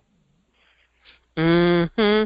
Yeah, because in the scriptures and in the Book of Enoch, that's his son's name, Methuselah. You better stop playing with me. Yeah. What? Yeah. But check this out now. I stopped right there. And I went back. I said, well, let me see who what Enoch's family looked like. Okay, so I Googled Enoch. Children, Methuselah, Namah, Barakel. Grandparents, Mahalalel, Dinah, Rashujah. Grandchildren, Lamech, Patinos, Raquel. Now, in the Book of Enki, Enoch had a daughter. Her name was Sarpanet, but from that source, they didn't mention that he even had a daughter. And later on in the ninth tablet, Marduk married her. Interesting. Now, the reason I Googled Enoch to see what his family was is to compare the names. Mm-hmm. Now, in the very last book similar. In the last book of Enki, his father's name was Irid, I-R-I-D. But in the other source that I Googled, his name was Jared. That's still pretty close. But you know how they interchange those letters? Right. But guess what? The mother's name stayed the same, Baraka, B-A-R-A-K-A. Okay, so that explains. Yeah. Wow, who now, they're really talking about. Yeah. Now, later on down in this thing, Enki had a grandson by the name of Lamech. Lumak is what they call him in the book of Enki. Lumak. But on the other source that I Googled, his name was Lamech, Lamech. Wow. So same people. Wow. Same people, man. Man, and see, you answered the question to me because I said I was going to go over it later. And the question that I had wrote down, because when Noah started out this story, that he said he cried out to his great-grandfather. Right. And so his great-grandfather had to come to him, and I immediately said, wait a minute. His great-grandfather is not still on earth. So either this is happening in the spirit world, or his great-grandfather is on another plane, another planet, and he heard the little message instantly and had to come back into this realm to have this conversation with Noah. So I'm saying all that to say I found it interesting when you said that Enki, that's his name, right? Enki, Enkime. Enki or Enoch, pretty doggone close. Enoch. Pretty doggone close. Now check this out. Now, Marduk took him on 2 journeys. See, he took him on a journey to the moon and taught him everything about everything. Mm-hmm. Now, on the 2nd trip, they went toward the sun and away from it. They circled what the book is saying. To visit the Gigi on Lamu, which is Mars, by Marduk, they were taken. He was taken. To him, the Gigi, a liking took, well, they took a liking to him. Of civilized earthlings, they learned from him. And of him, it is in the annals said, to the heavens he departed, that in the heavens he stayed to the end of his days. Don't that sound like Enoch was taken? Yes, because you remember when we read, he passed through all of these houses, and it may have been you said, could that be constellations? Yeah. And then I said, I said the zodiac. Yeah, the zodiac. Yeah, I said, man, I hadn't thought about it like that because I was thinking dimensions. So that's eerily, I think that is very, very eerily similar to Enoch's travels. So that's interesting. It's a little bit more. Check this out. Mm-hmm. Before Enki, for the heavens departed, all that in the heavens he was taught. In writings, Enki a record made, for his sons to know he wrote it.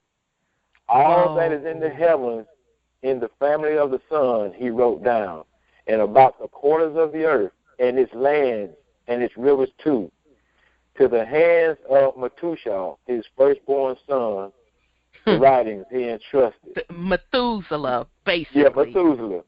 Yeah, with his brothers, Rajim and Gadad, to study and abide by.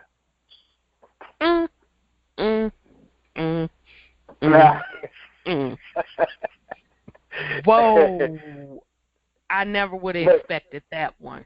Yeah. Now, check one more little small point. Absolutely. In the 104th Shar was Methuselah born. To the Agigi trouble and what Marduk had done, he was a witness.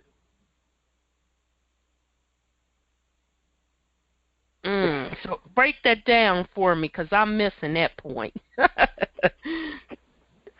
Well, see, when Enki was being taught everything, he already had seen what the Agigi and what Marduk had already done. He had already witnessed that. Got you. He already knew what the Agigi was going to do as far as the earthlings, the women. And see what they did, the Agigi followed after Marduk, because Marduk was permitted to marry this earthling. So they said, well, he was permitted to do it. Man, we tired of being alone. We're going to go down there and take us a while and have us some children. So hateration as usual.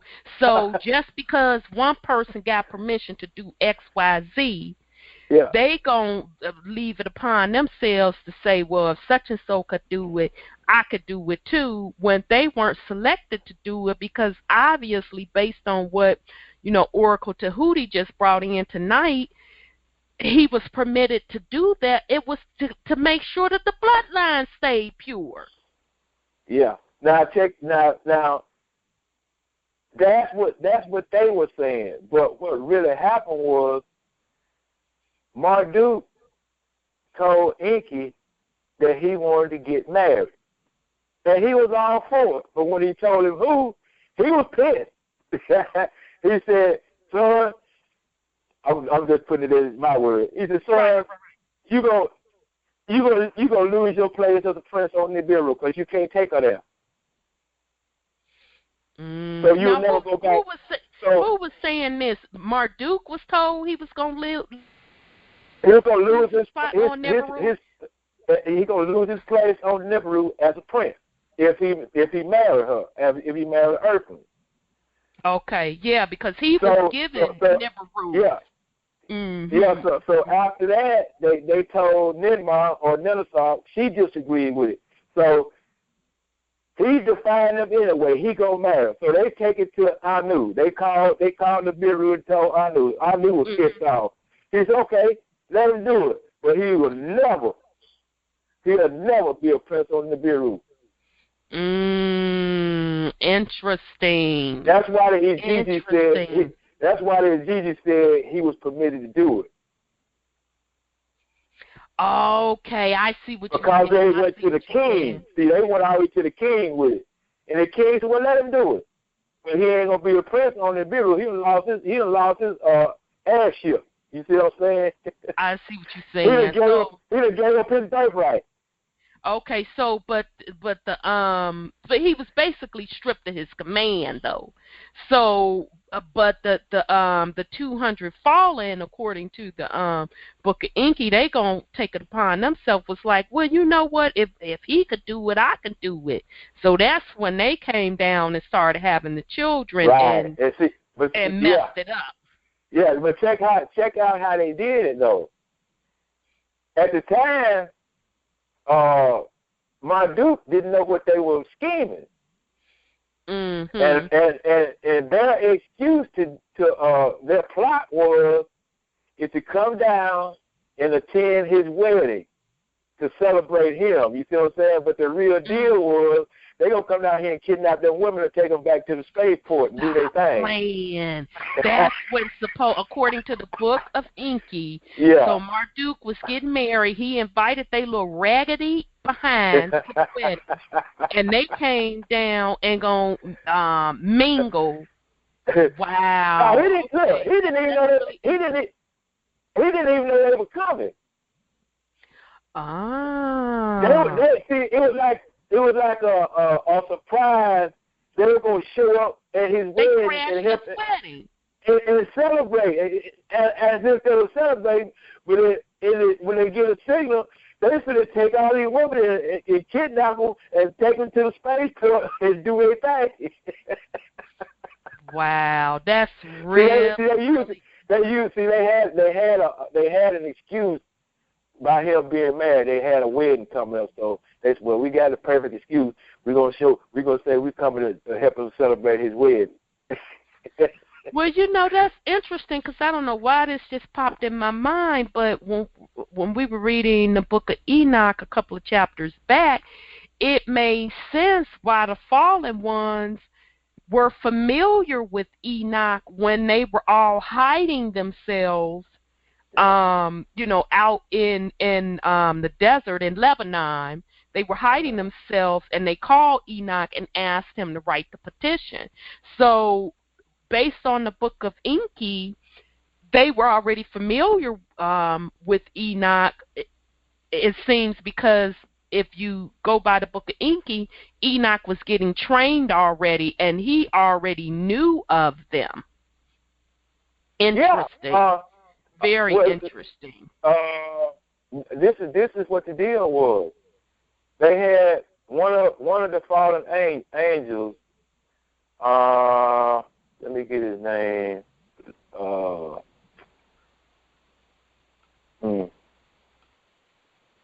It was. What was that name? It was some crazy name, Lagash or something like that. Mm-hmm. Well, he sort of became their leader. And he told all of them, whatever the consequences of our actions, I'll take the heat for it. Whatever the penalty is, I'll bear it. So okay, cool. Let's go get it. Yeah, because I remember you talking about that in the Book of Enki, and then it was something also similar in the Book of Enoch, and then in the El Holy Tablets, Dr. York broke down all the names, and he tells the exact story that the Book of Enki tells, where one of the angels was pretty much talking them into it, was like, come on, man, no, come on, I'm going to take the blame for this. So basically edged them on to do it. So that's really, really interesting. Wow. Okay. You hit me with one. Okay. I never. I don't know if it's a matchup or come close to one of the names, but the name was Shamgaz. Shamgaz. Shamgaz, I guess you could pronounce it. Yeah, I would have to go back to the tablets. Because that does sound familiar. I may have to dig it up later, but yeah, in the tablets, Dr. York, he broke all of their names down, and that does sound familiar. He broke the names down, and he told what their specialty was per se. Mm-hmm. So, but that name does sound familiar. So I'll have to get with you offline. Oracle Tahuti's ready to come back in, so let me bring him in. Okay, Brother Tahuti. That was Sam Yaza. He was a chief among the unholy angels. Okay. Yaza. Okay. Shamgaza. In the Book of Enki, they say Shamgaz. See, that's the deal with reading these tablets. The names are there, but they kind of change them up, or they don't put them in there at all, and you have to kind of figure it out and go find it. I knew that sounded familiar. I'm like, that name sounds familiar. I'm gonna have to go back through the books to see where it's at. So thank you for that, brother. That makes a lot of sense. Okay, that makes a lot of sense. That's him. That's it.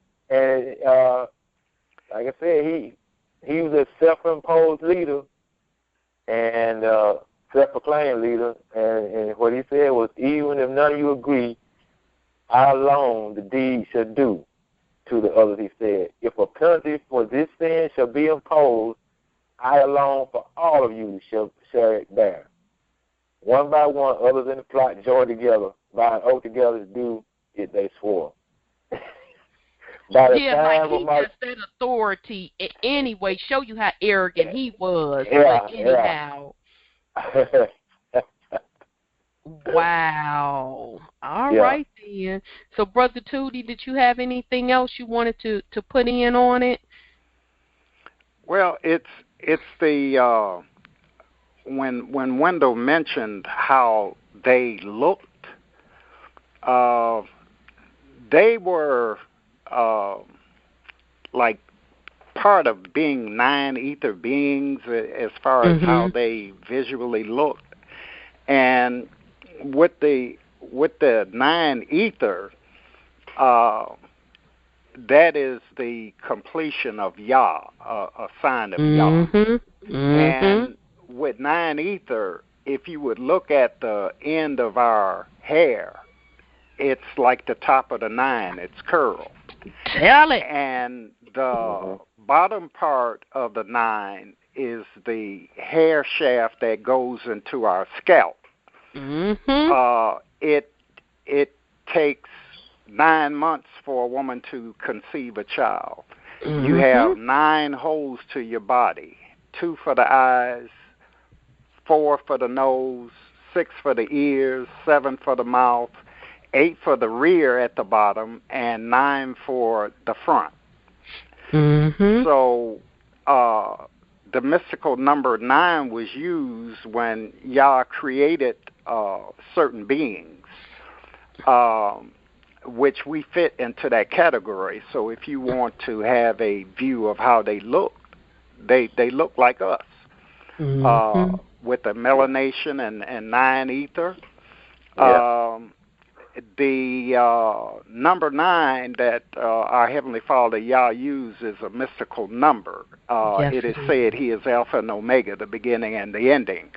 If you allow me to do this quick mathematics, 1 times 9 is 9, 2 times 9 is 18, 1 and 8 is 9, 3 times 9 is 27, 2 and 7 is 9. As He began to expand Himself and create all things, it ended up Him. 4 times 9 is 36, 3 and 6 is 9, 5 times 9 is 45, 4 and 5 is 9. As He created the universe and things seen and unseen, it still ended up Him. 6 times 9 is 54, 5 and 4 is 9. 7 times 9 is 63, 6 and 3 is 9. 8 times 9 is 72, 7 and 2 is 9. 9 times 9 is 81, 8 and 1 is 9. Even 10 times 9 is 90, 9 and 0 is 9. Is 9. We melanated people is the most blessed beings in the universe because we were created in His image and His likeness. And His likeness. The mystical number 9. So if we want to have a view of how these beings looked, they look just like us. Okay, and what we will find in our ascension is that we have great abilities within us that are being brought forth in our ascension. We will be able to do all the things that the people we talked about did, but we will do it righteously in the name of Yah and not for self-indulgence. Right. We are servants of Yah, and He created us to have control of Tiamat, the earth, and we have a great responsibility. This earth is one of the best planets in the solar system. Yes, it is. So we're given much, and we will be able to manipulate elements. We will be able to bend time. These things we currently do in our everyday life. We bend time to get things done, but we will be aware of how to manipulate these things in our ascension. And that is what we're experiencing. Wow. Brother, did you have anything else you want to put on it? Man, you just threw us so many jewels there that I definitely had a couple comments, if you don't mind. I got one. Sure, go ahead, brother. Go ahead, Brother Wendell. Brother Tahuti. Yes, sir. Our people have been doing those same acts that you just mentioned. But what we did, what we were able to do, is do it in other arenas. Now, you take, for instance, let's just say basketball. Look at what guys like Michael Jordan used to be able to do. He used to bend time and space right there on the basketball court. You dig what I'm saying? Yes, sir. Because now, by myself, I was an athlete from the age of 6 up until 22. So I used to watch Michael Jordan and watch as he progressed over his career. He learned how to do certain things. He learned how to time what he was going to do so that nobody would be able to defend him.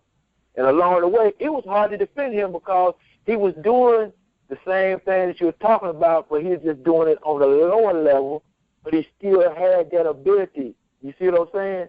Yes. And if you look at the melanated inventors of the United States, how we actually brought in what society needed to survive. And it was from a melanated standpoint. In other words, these things were coming from the Heavenly Father. Yes. Because of the knowledge that we contain within the brain. Within us. We are able to create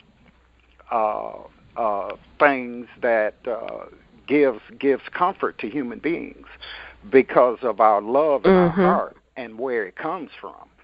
So we've done these things, like you said, brother, for hundreds of thousands of years.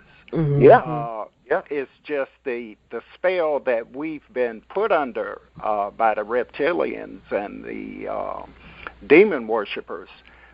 It kind of separated our sense of knowledge of self. But now all of that is unwinding even stronger, at a stronger pace. They're a hold over our, I hate to use the word consciousness, but it is something ingrained in us that cannot be removed, and it is being unveiled at this time. So we can look for great things to occur. And one thing I'd like to say is, does anybody have the ability to cook their food without a stove, whether it be gas or electric? That is something that we must prepare for at least 3 months. We must be able to cook our food and hold water. I suggest now people should start storing up water because President Putin has a weapon, which is a pulse weapon. It is designed to destroy the electrical system of the United States. The grid. Yes. So we have to prepare ourselves for what is to come after that, and that is no electricity. The very phones that we're speaking on right now will be disrupted.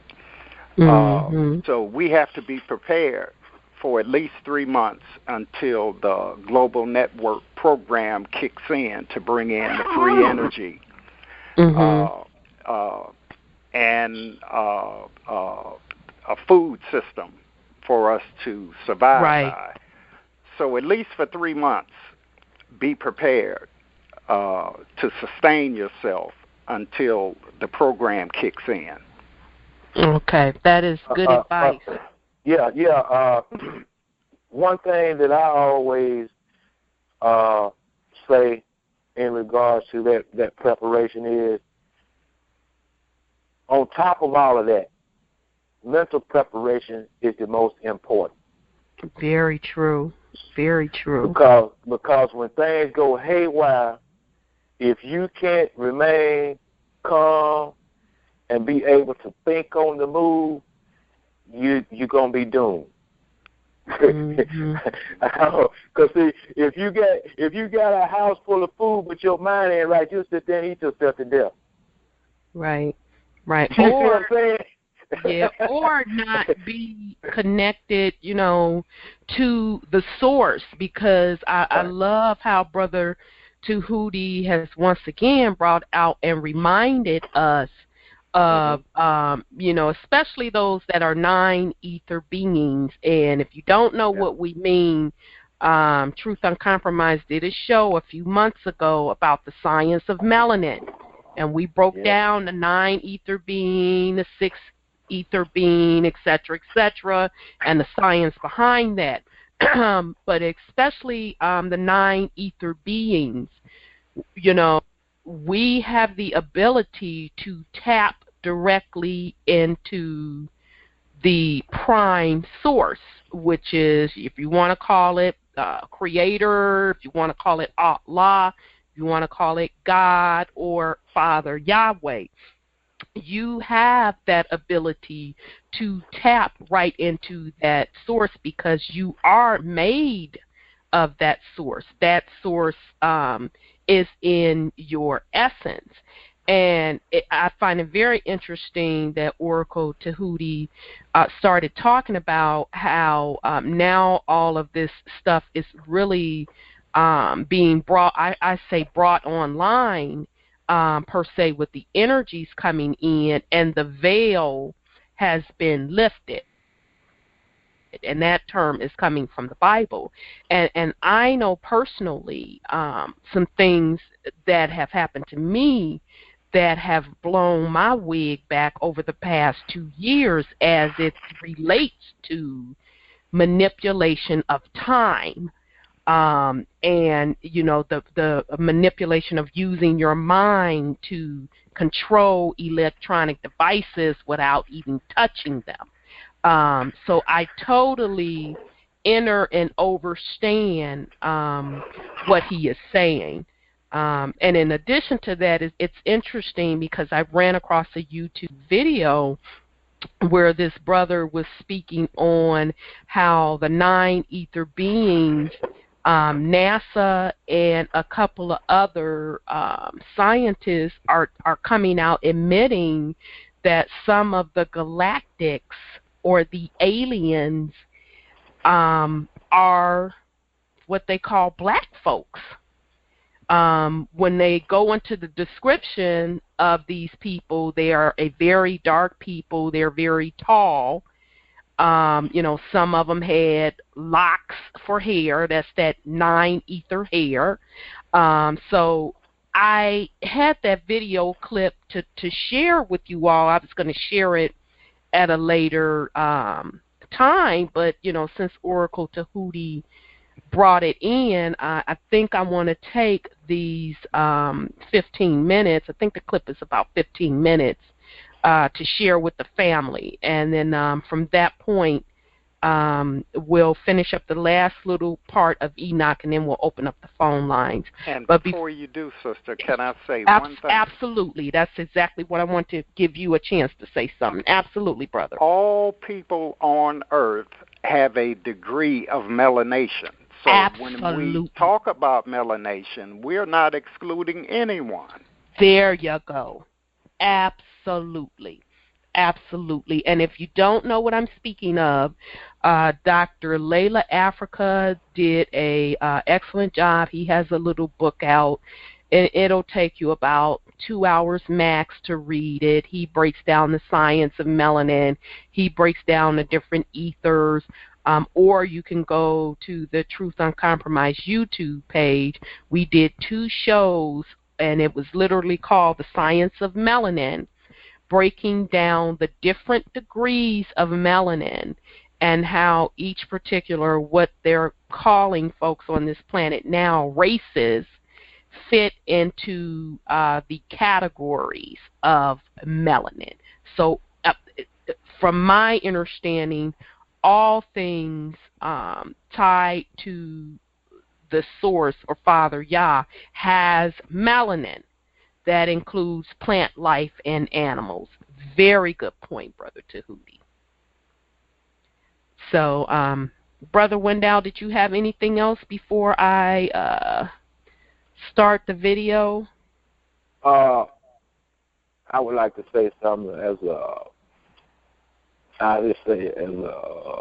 prerequisite to the video. Mm-hmm. They can't help but to admit it because it's gonna come out anyway. See, we're in a time now. We're a time now to where they can't stop it because it's got to happen.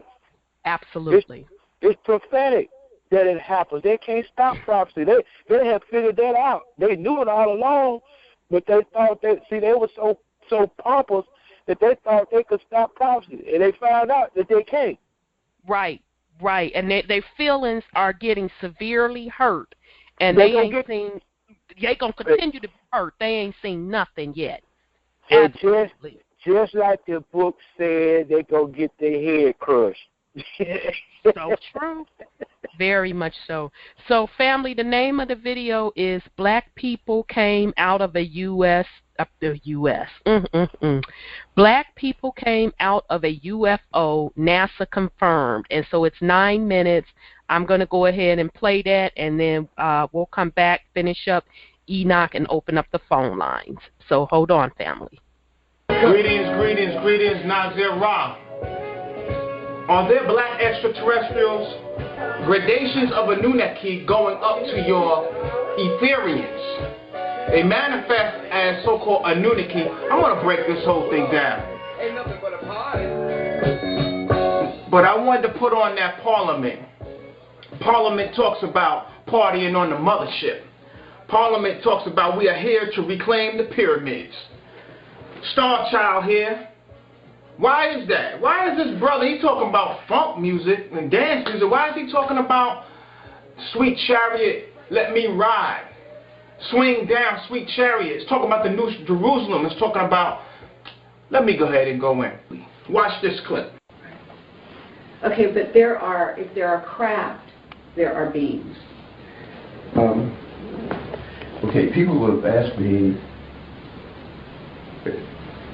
about, I call them vehicles, okay? Right. Now, I did not call them objects. That was too neuter for me. Okay. I had a Stanford professor say you ought to call them objects normally. No. They have all of the qualities of a vehicle. Mm-hmm. They can move. You know, they're just like a missile or anything like that. So that much we can say about them, for sure. Okay. So I'm calling it a vehicle. Okay. Okay, somebody comes along and says, well, now, where would you manufacture one that's 2.5 Earth lengths long? And that's a hard question to answer. So are you not positing the idea that those vehicles contain, beings who are, maybe like us? Yeah, I only go along with government images. And if you want to know about people kind of thing, there is the ship that picked up the Voyager capsule at Alameda Naval Shipyard, and they have a picture there of I think it's the Apollo flight that Buzz and Neil were on. But anyway, there is one image there that shows black people getting off. So people with dark skin getting off? Not dark, black. Black skin? Really black, yeah. Were they tall? Yes. Very tall? Yeah. How tall? Do you know? Well, they got out the doorway. I don't know how high that is, but well, what? Say 7 feet would be probably a conservative estimate. Have you heard about Clark McClellan's statement about that? No. Oh, you haven't? No. Have you ever been in touch with him? No. No? There is one image there that shows black people getting off. So people with dark skin getting off? Not dark, black. Black skin? Really black, yeah. Were they tall? Yes. Very tall? Yeah. How tall? Do you know? Well, they got out the doorway. I don't know how high that is, but well, what? Say 7 feet would be probably a conservative estimate. Now, you just heard it from a scientist who worked at NASA. You just heard it. 7 foot at least. That's a midget when you talk about these particular beings. The real height is 9 plus, 8.5 to 9 to 12 feet tall. Master geneticists. So you can imagine what their bodies look like. You can imagine how powerful they are. They were master geneticists, and they were the ones who originally upgraded human beings. These are the individuals where it says, let us make man in our image and after our likeness. So not only does the original man look like these entities or gods, but they act like them as well. Just like your mama says, you know what, you just like your father.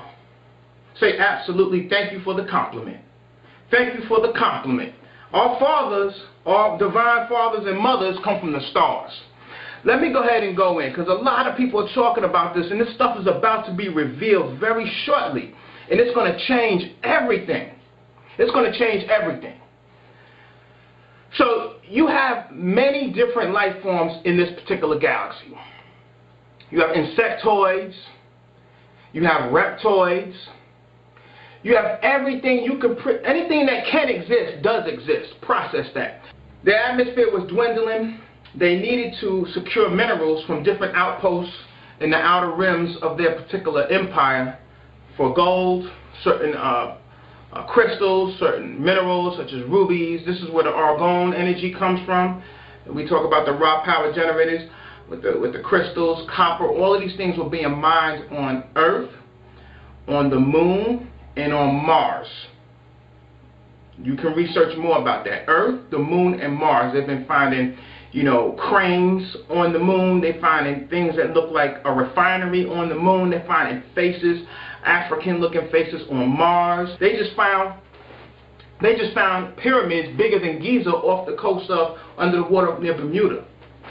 So you have that. You have all of the mounds being in here. So it's a whole older world of advanced technology that existed way before all of this.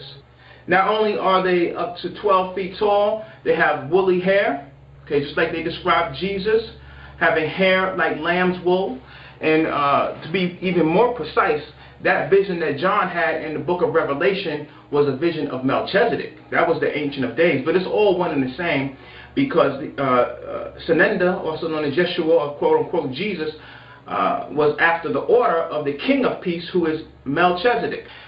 So woolly hair, very large almond eyes, very muscular, very voluptuous, very beautiful, and powerful beings.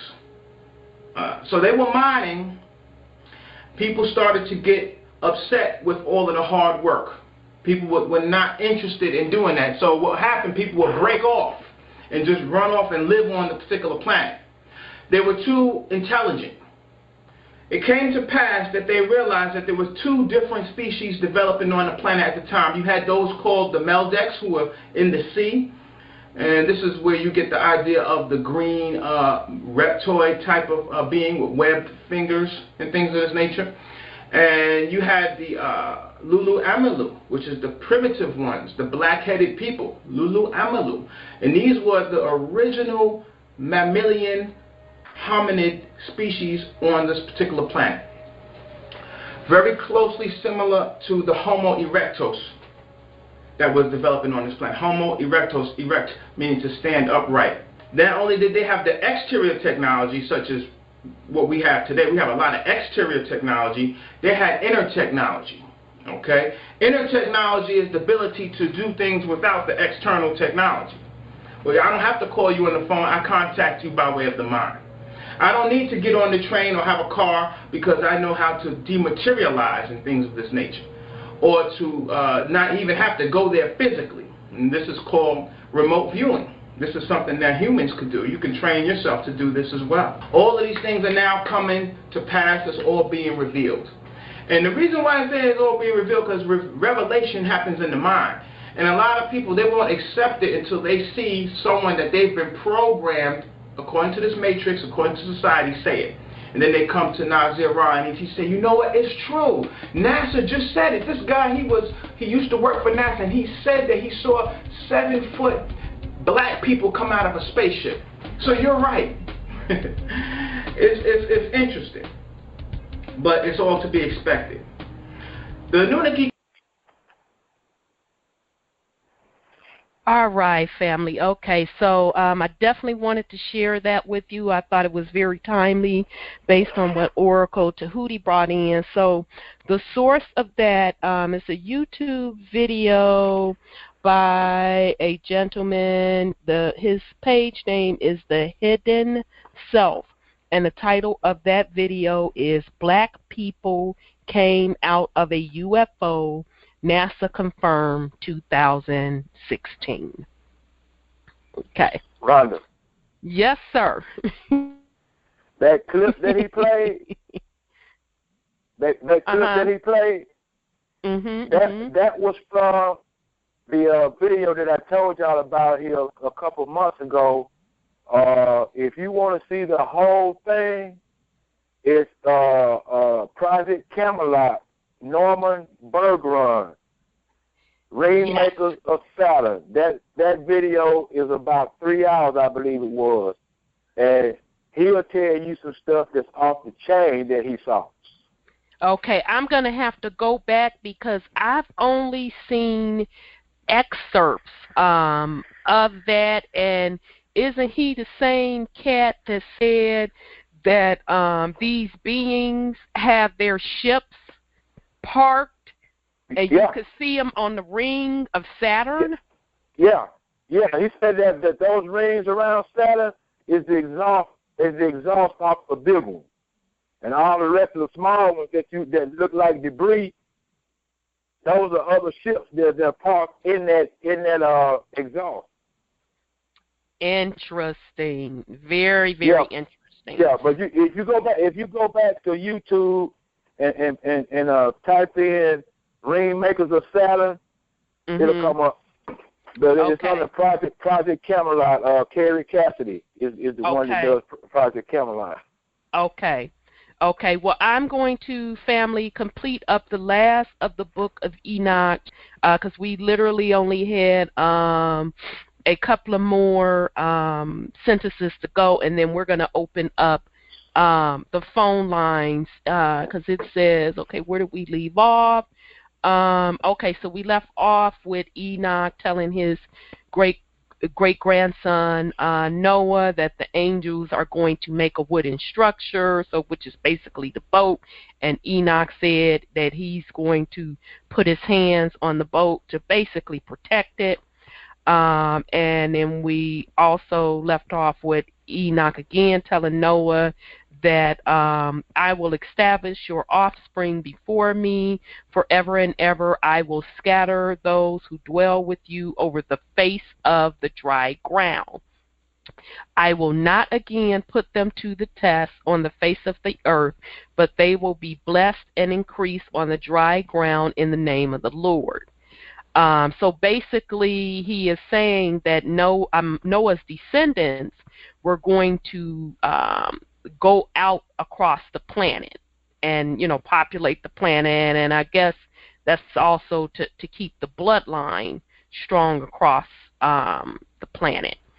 And so then it goes on to say, and they will shut up those angels who showed inequity in that burning valley which my great-grandfather Enoch had shown to me previously in the west, near the mountains of gold and silver and iron and soft metal and tin. So I found that interesting that Noah is now saying that his great-grandfather Enoch took him on the travel to show him this particular place, the burning valley that he's calling it. So I also made a note of, in a couple of chapters before, we kind of researched that when Enoch did his travels, when he was with the angels, and they took him on his journey and traveled out to see the mountains, and he went to the west, that we determined based on Enoch's description and doing a little research that he was describing the area of Syria and Lebanon. And so it also, I had here, because it was mentioned in the text, Dudael, Dudael. That's rumored to mean Holy Land, because that's the area that was mentioned that Noah said they traveled to. And so that particular term, as I did a little more research, it is being said that it is linked to either mean that that area is Israel or Palestine. So I kind of chuckled when I saw that, because I'm reading this and researching, and then the next couple days that CNN story came out with them mysteriously wiping Israel off the map and showing Palestine. So I kind of chuckled to myself, because Palestine, Israel, Syria, Lebanon, Iraq, Iran, they're all right next door to each other. And as we've been reading through these different ancient texts, they keep referring to that area. Okay. So Noah then states he saw where the desert area was filled with water, and the molten started smelling like sulfur. And I kind of made a note to myself, that sulfur is, always associated with the pit, or associated with Satan or Lucifer. And then the text goes on to say, and the valley of the angels who led men astray burns under the ground. So there you go, Burkle Tahuti. You confirmed that. And in those days, those waters will serve the kings and the mighty and the exalted, and those who dwell upon dry land, for the healing of soul and body, but also for the punishment of the spirit. So as he was describing this, I said, okay, I immediately thought of his description to mean a hot springs. So if anybody's familiar with the hot springs, it's, they turn it into this resort where they have tourists who can go and jump in these hot springs with this lava that's heating up the water, that supposedly, if you get in it, it relaxes your body, clears your body of toxins, etc. And back in the day, kings used the hot springs for these purposes. So I did a little research, and immediately when he said hot springs, I knew that it was a hot springs, a famous hot springs that's very popular. It's a tourist spot, and I knew it was somewhere around Israel. So sure enough, I discovered that there is a famous hot springs to this day that's a tourist attraction in the Dead Sea, and it backs up against Jordan. So it says that it's in Jordan, on the east bank of the Jordan River.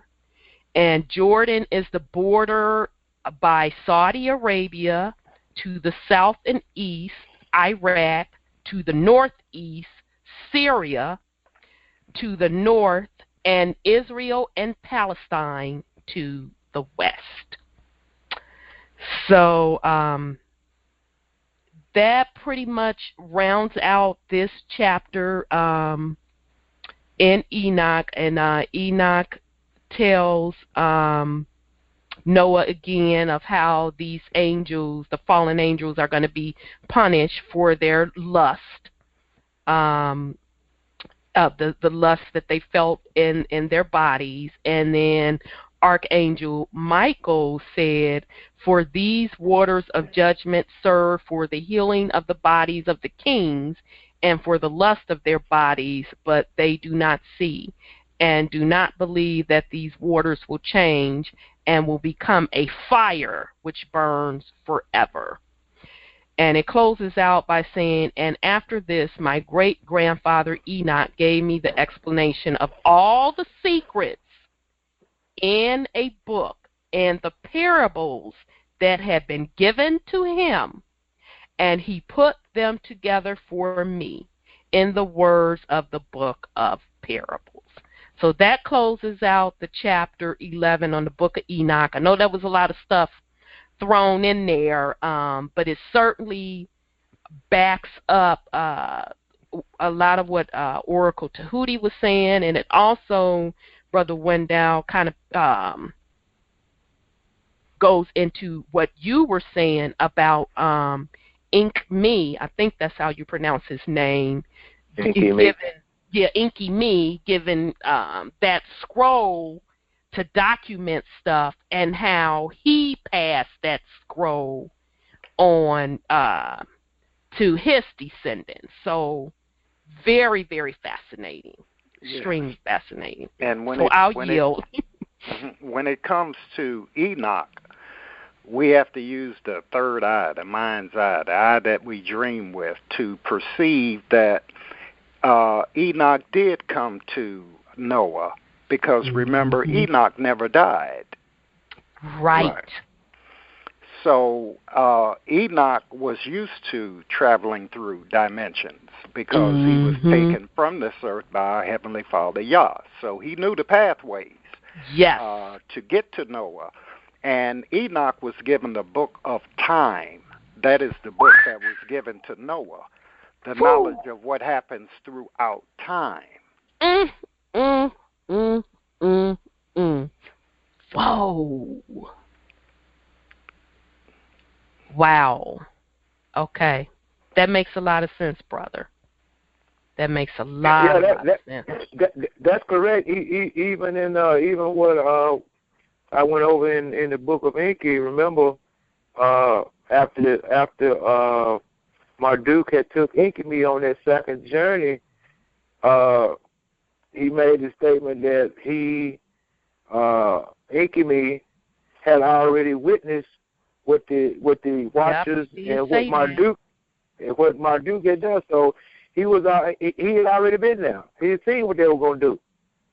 That's because he was given, man, Oracle be dropping them on us, don't he? So he had been given the book of time, and he was taught how to time travel back and forth to those dimensions, so to go to the past, to go to the future, to go to the present. Whoa.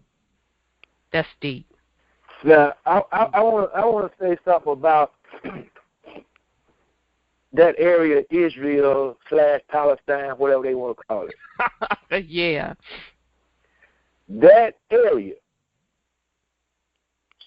is just as important as the Eden, or down there, right there above the Persian Gulf, where the Tigris and the Euphrates is, because the area between there was called the Eden. There's a space. There is a whole.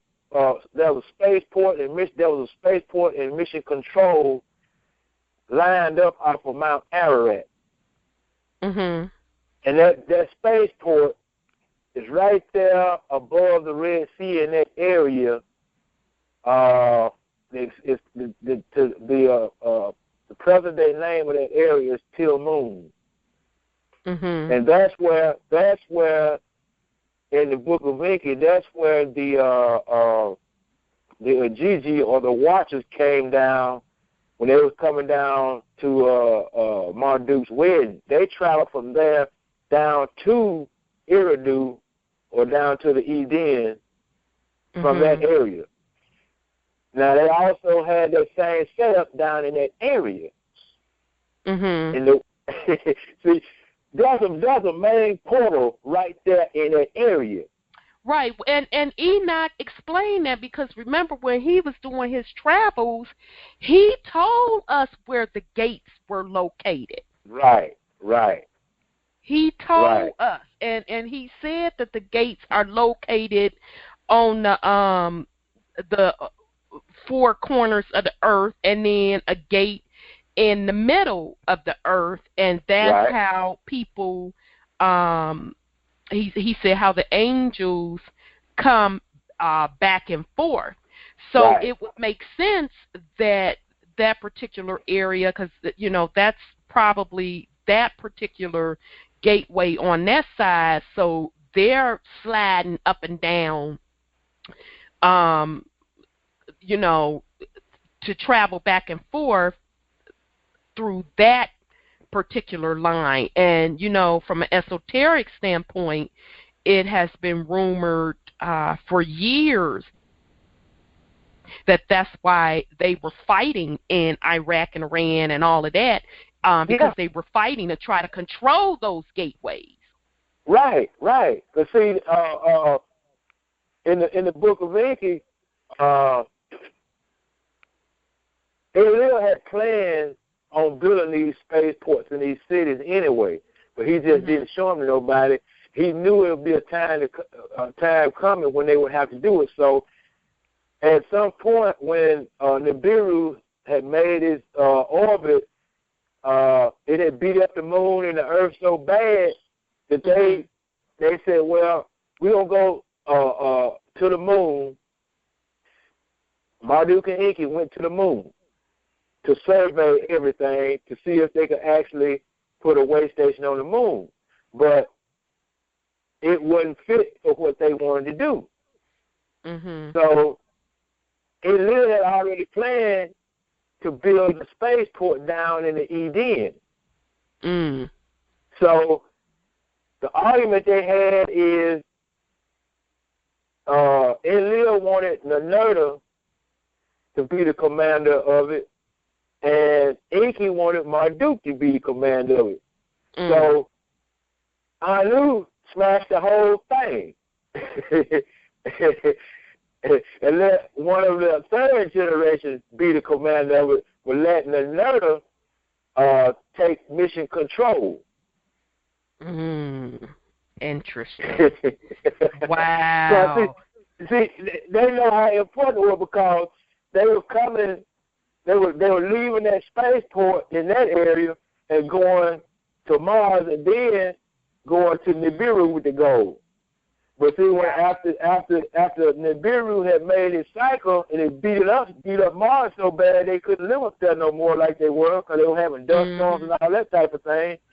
Well, he said, we don't need that. We no longer need it. We'll just build a spaceport here. Got you. Well, that makes sense. And we transport the gold straight to Nibiru. Wow. Well, I'm going to, I know it's getting late, family, and I want you all, because I know we threw a lot at you tonight. I'm going to open up the phone lines in case you have any questions you want to chime in, so bear with me. Okay, so if you want to join the conversation, press *6 to get in the queue, and we'll take it from there. We have our first caller, 216. 216, your line is open. Hey, Brother Kale. Hey, how you doing? I'm doing well. I heard him earlier when he was saying they put it in plain sight right there when he was talking about Terminator. And you know what? They do it in the cartoons too. True that. In the cartoons, like Ice Age meltdown, where the dinosaur came from the hollow earth and went back down after he got the age that was hatched, after he got the babies, and it was something I wanted to say, but I forgot it. But how y'all doing? This was a good show again today, and I love it. You know, I'm always listening. Thank you, brother. Thank you, brother. We miss you. We miss you chopping it up. You know, you get your rest, because we got stuff to do on Illusion. So I'm just waiting on your cue so we can, cue up our analysis and break these movies down metaphysically. So. Right. I thought about one too. I'll get with you on it, and I'm saying hello to the panel and everything, and I like the show. But they brother. They put it in plain sight in the cartoons too, but children wouldn't recognize it. Like like Marvin the Martian. Marvin the Martian, who was black as coal. Wasn't he black as coal? Take me to your leader and all that, yeah. Black as coal. And I think they put it in the cartoons. You bring up a good point. Because they are looking to see who it resonates with. Because remember, they've always been searching for that Melchizedek bloodline. Mm-hmm. They've always been searching for it. So that's why they've been literally vying for the DNA. That's why they're taking our DNA at birth. And they continue to test us throughout us growing up in the society to see when we're going to be activated. Right. Each generation, they keep an eye on over the 10 years. Absolutely. Because they want to know who's going to be activated to get it popping, to take it all back over. So absolutely, yeah, they put it out in the cartoons to trigger to see, you know, which one of that Melchizedek bloodline it's going to start resonating with. That's why they do what they do.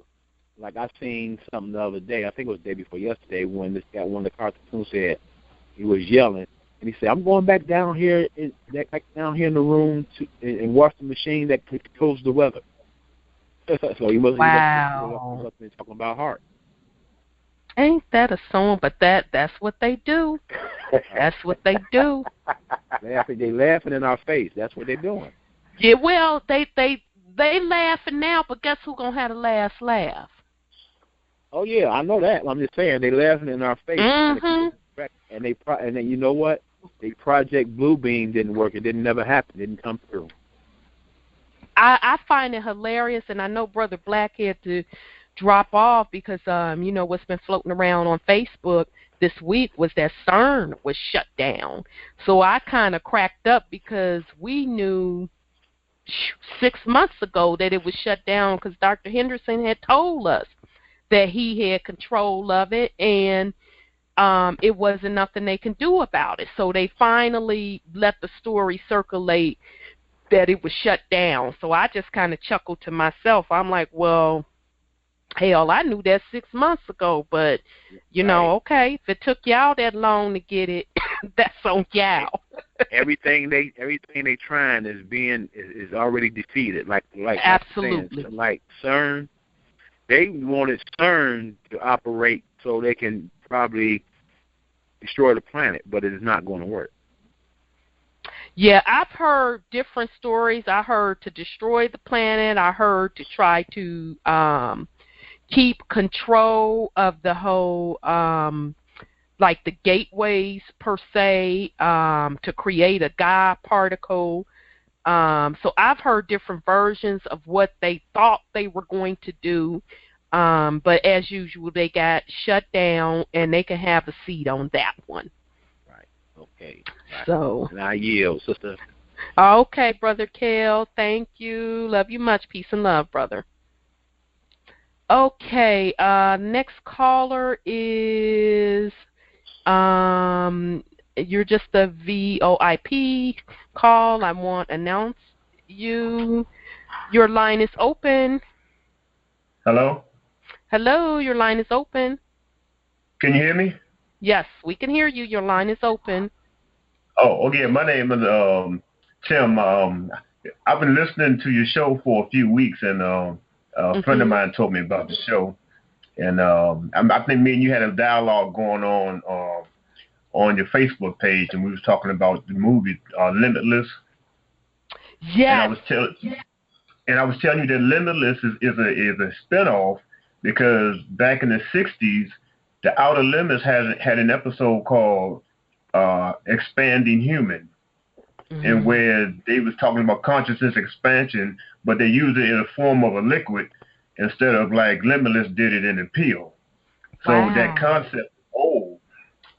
So just like you were saying, you go back to them old Outer Limits, Twilight Zone episodes, X-Files, and you will see that they've been doing this for the longest. So it's nothing new that they're making. And absolutely. Yeah, one thing I want to. Yeah. Oh, I'm sorry. Go ahead. No. You go ahead, brother.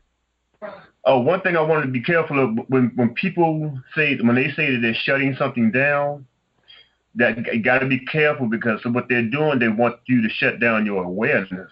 Doesn't mean that they're probably shutting down the actual agenda of what they're doing. But if they tell you they're shutting it down, then they're hoping that you would just turn your face away from that subject or that agenda.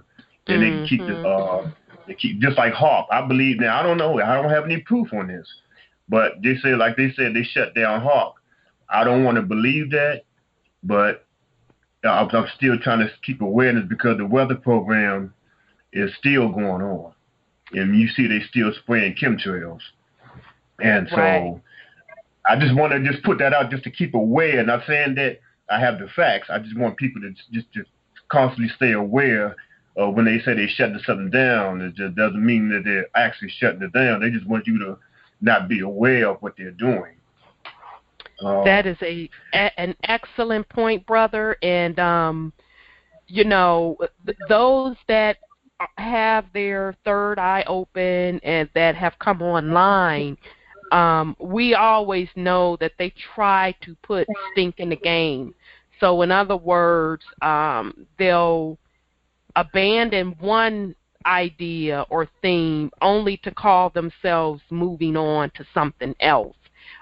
So yes, your point is very well taken. Now, in regards to HARP, I don't know if you're familiar with Dr. Blair, but he said that the original HARP program the technology had been sold to different nations, so the HARP that people speak of is old, that they had moved on to other weather modification programs. So yeah, your point is very well taken. But at this point in the game, because we are at the last stands, and we are at where the spiritual battle of the galactics that has been unseen for so many centuries is now coming to the forefront. All that they're doing will be permanently shut down because their sentence, they have to carry out their sentence, which will be death. So the judgment has already been passed, and the sentence will be death. So all of that stuff will be shut down. But your point is very well taken to keep your third eye open, to be mindful of their tricks. Yeah, and you know, and when we think about the weather modifications and they're using weather as a weapon, in 1976 there's a treaty. I think it's called a Weather Weapons Treaty. Where it's supposed to be prohibited for military to use weather as a weapon. Right. And you can Wikipedia this, and this is in the treaty. But you know, we still up on the earthquakes that's happening around the world, and you know, people have their different opinions about it. So, you know, but speaking about Hollywood, one of the things I want to touch on about Hollywood, I believe Hollywood is one of the gatekeepers of a lot of information. And listen to Jordan Maxwell. He talked about the word Hollywood like a magician. The magic wand that a magician uses made from the wood of a holly tree. Right. And Hollywood, they throw a lot of illusions out there like the magician, but they also throw a lot of truth. And you have to be in tune to a lot of information where you can see the subliminals. It was an episode on South Park. I know a lot of people don't take South Park as serious, but it's a funny show. But they had an episode where the boys got abducted by a UFO, and they had this shapeshifter on there, and the shapeshifter was telling the boys that Earth is a reality show, and that different people, the different races come from different planets, and they all put here on Earth trying to get along, and they're fighting, and they're doing this and that, and it's like entertainment for the galaxy. And I'm sitting there scratching my head on this, and I'm like, this is wild for them to just, even if it's not true, just to have that on an episode. Right. And it's like, and then I'm sitting there thinking, how much does Hollywood really know? These producers, I heard also that the X-Files, I forgot the interview, but they said it was at least 3 or 4 episodes that were based on actual facts, but he never said which episode it was. That they have government and military officials that are consultants to a lot of these shows. I'm glad you brought that up, because that's the point I wanted to make, because literally that is what happens. A lot of these scripts in Hollywood, it's either one or two things.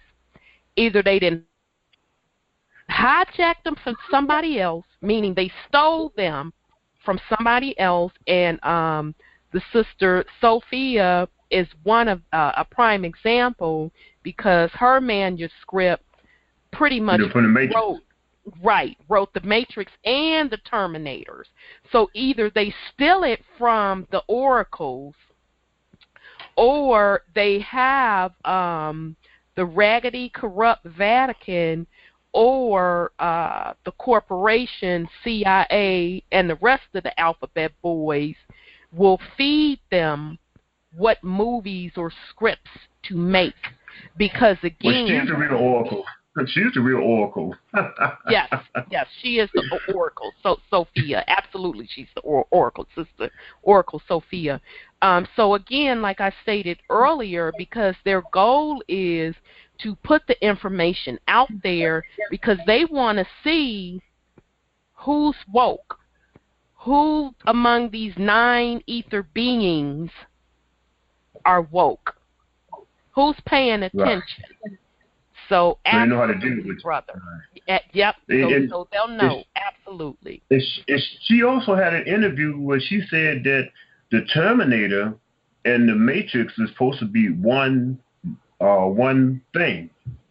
That they broke it up into 2 different movies, but they're supposed to be based on the same thing. They did, because I bought her book. She tells it all in her book, and you can read her manuscript. It's a short manuscript that she submitted to the studios, and the story is combined, but they broke it up into several movies, and the technology that she describes in this manuscript, I still to this day continuously see it in different movies, whether it be Stargate, of course, The Matrix, and Terminator. So, yeah, absolutely. I would encourage folks to pick up her book. It's not a long read. It's really easy, and her manuscript itself is not long, and you'll clearly see where they split up her manuscript into 2 movies. Absolutely. So now I'm going on a finishing note. Now I don't only just talk about things about movies, but one movie that I will say, the movie They Live is an excellent movie that epitomizes. I love that movie. That movie epitomizes everything, and I had to hit people on. A lot of people never heard of it, and I say when you look at the movie, you got to see it from beginning to end, and it epitomizes everything on the planet. Yes, that we have some people who hijack the earth, and we are under their agenda, and people are just too blind to see it. And I have the book, The New World Order. I have The Committee of 300. That is an excellent book. That book woke me up big time. Yeah, I heard that's an excellent book. And I mean, so I'm gonna let you go. I just want to just throw that out. First time I called into the show. But. Yeah, well, thank you so much, and thanks for joining us. And hopefully you'll stay with us. And when we start back up, the other show, Brother Kale, who was on before you, he's one of the hosts to another show that we do call Illusions, where it's all about us breaking down movies from a metaphysical standpoint. So we'll be starting that back up shortly. So I'll hit you up as well, and you can chime in on that. So thanks so much, brother. I'm on your Facebook page. I like your Facebook page on the Truth Uncompromised, so I see the notifications when they come through. Okay, cool. Well, thanks so much, brother. Peace and love. Okay, thank you. Okay. All right, 951. 951, your line is open. Hi, sis. Can you hear me? I can. How are you, beloved? I'm good. I'm feeling those energies, too. So, I mean, we're all one mind, one heart, one spirit, and we can all feel the same thing, it seems like. You can hear it in my voice. But a lot of vitamin C helps. Yeah, I have to get my levels back up, sis. Thank you for confirming that. There's nothing that can bring us down. We're awake, and nothing can put us back to sleep. And, I'm out here where we're not close, but in, let's say, California, where the shootings take place. And when I see those things, I can't even buy it. I just can't. I'm like, oh, not again, please. Gun control again. Exactly. Disarm the people so that the people don't have anything to protect themselves with, and it's just not going to happen. Right. And at the absolutely. And at the same time, I read that they were having a drill at the same time. Mm-hmm. So, I mean, no. And then I look at, some people see it, some people don't. I don't know what ICE was doing there. Were they planning on taking in people for immigration or something? I mean, I don't know what they were doing there. Wow. So you saying the ICE, the immigration folks, was in the San Bernardino mix? One of the trucks. It says ICE. I tell you, I'm just. Number one, they're getting sloppy with their false flags, and number two, it's just so phony and fake that it just disgusts you. So, and the only reason I cover it because I want the family to pay attention and get the word out to anybody that will listen. Although most that live and die by what that television tells them won't get it. But again, I do want to make the family aware because they're pulling out all of their bag of tricks. And as the brother that just left the call before you said, Hollywood used their spell on the people for so long that they want to continue to use the same formula. But the thing of it is, they're not getting that particular energy has been shut down for those that are online, and that it's not working anymore, and no matter what they do, they're not move forward, bottom line. No, because they live off of fear. Yep. They live off of that. They thrive it, and so, yep. The more people that are in fear, the more it's like their energy. Yep. Yep. Absolutely. It's just not going to work. I mean, if more people think the same thing, even though a lot of people that you say it to, like Dr. Henderson says, they call us the conspiracy theorists, but they're really the conspiracy theorists. Not yes, us. They are. Absolutely, they are. Absolutely, they are, because you want to call me a conspiracy theory when I back mine up with facts. Yeah, and I mean, and there's a lot of alternative media out there that are saying the same thing. There's a lot out there, and there's a lot more and more every day I see. Yep, more and more every day, and now it's gotten to the point where even some of the, I call them mainstream media because they don't deserve to be called mainstream media, have been forced to admit in some instances things that us conspiracy theorists are saying they've been forced to address on their programs. So, it may be a little progress in the eyes of the mass projection, but in the grand scheme of things, that's huge because that would have never happened a couple of years ago.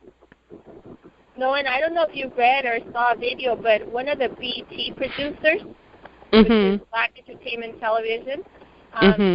He came out and he's saying the truth now. He's saying the truth about what's going on. And he is talking about Hollywood and, it's just a lot of truth out there now. And I don't know if these are the soft disclosures, if these are the hard disclosures, but even, like, if you look on Netflix, all you see are alien movies.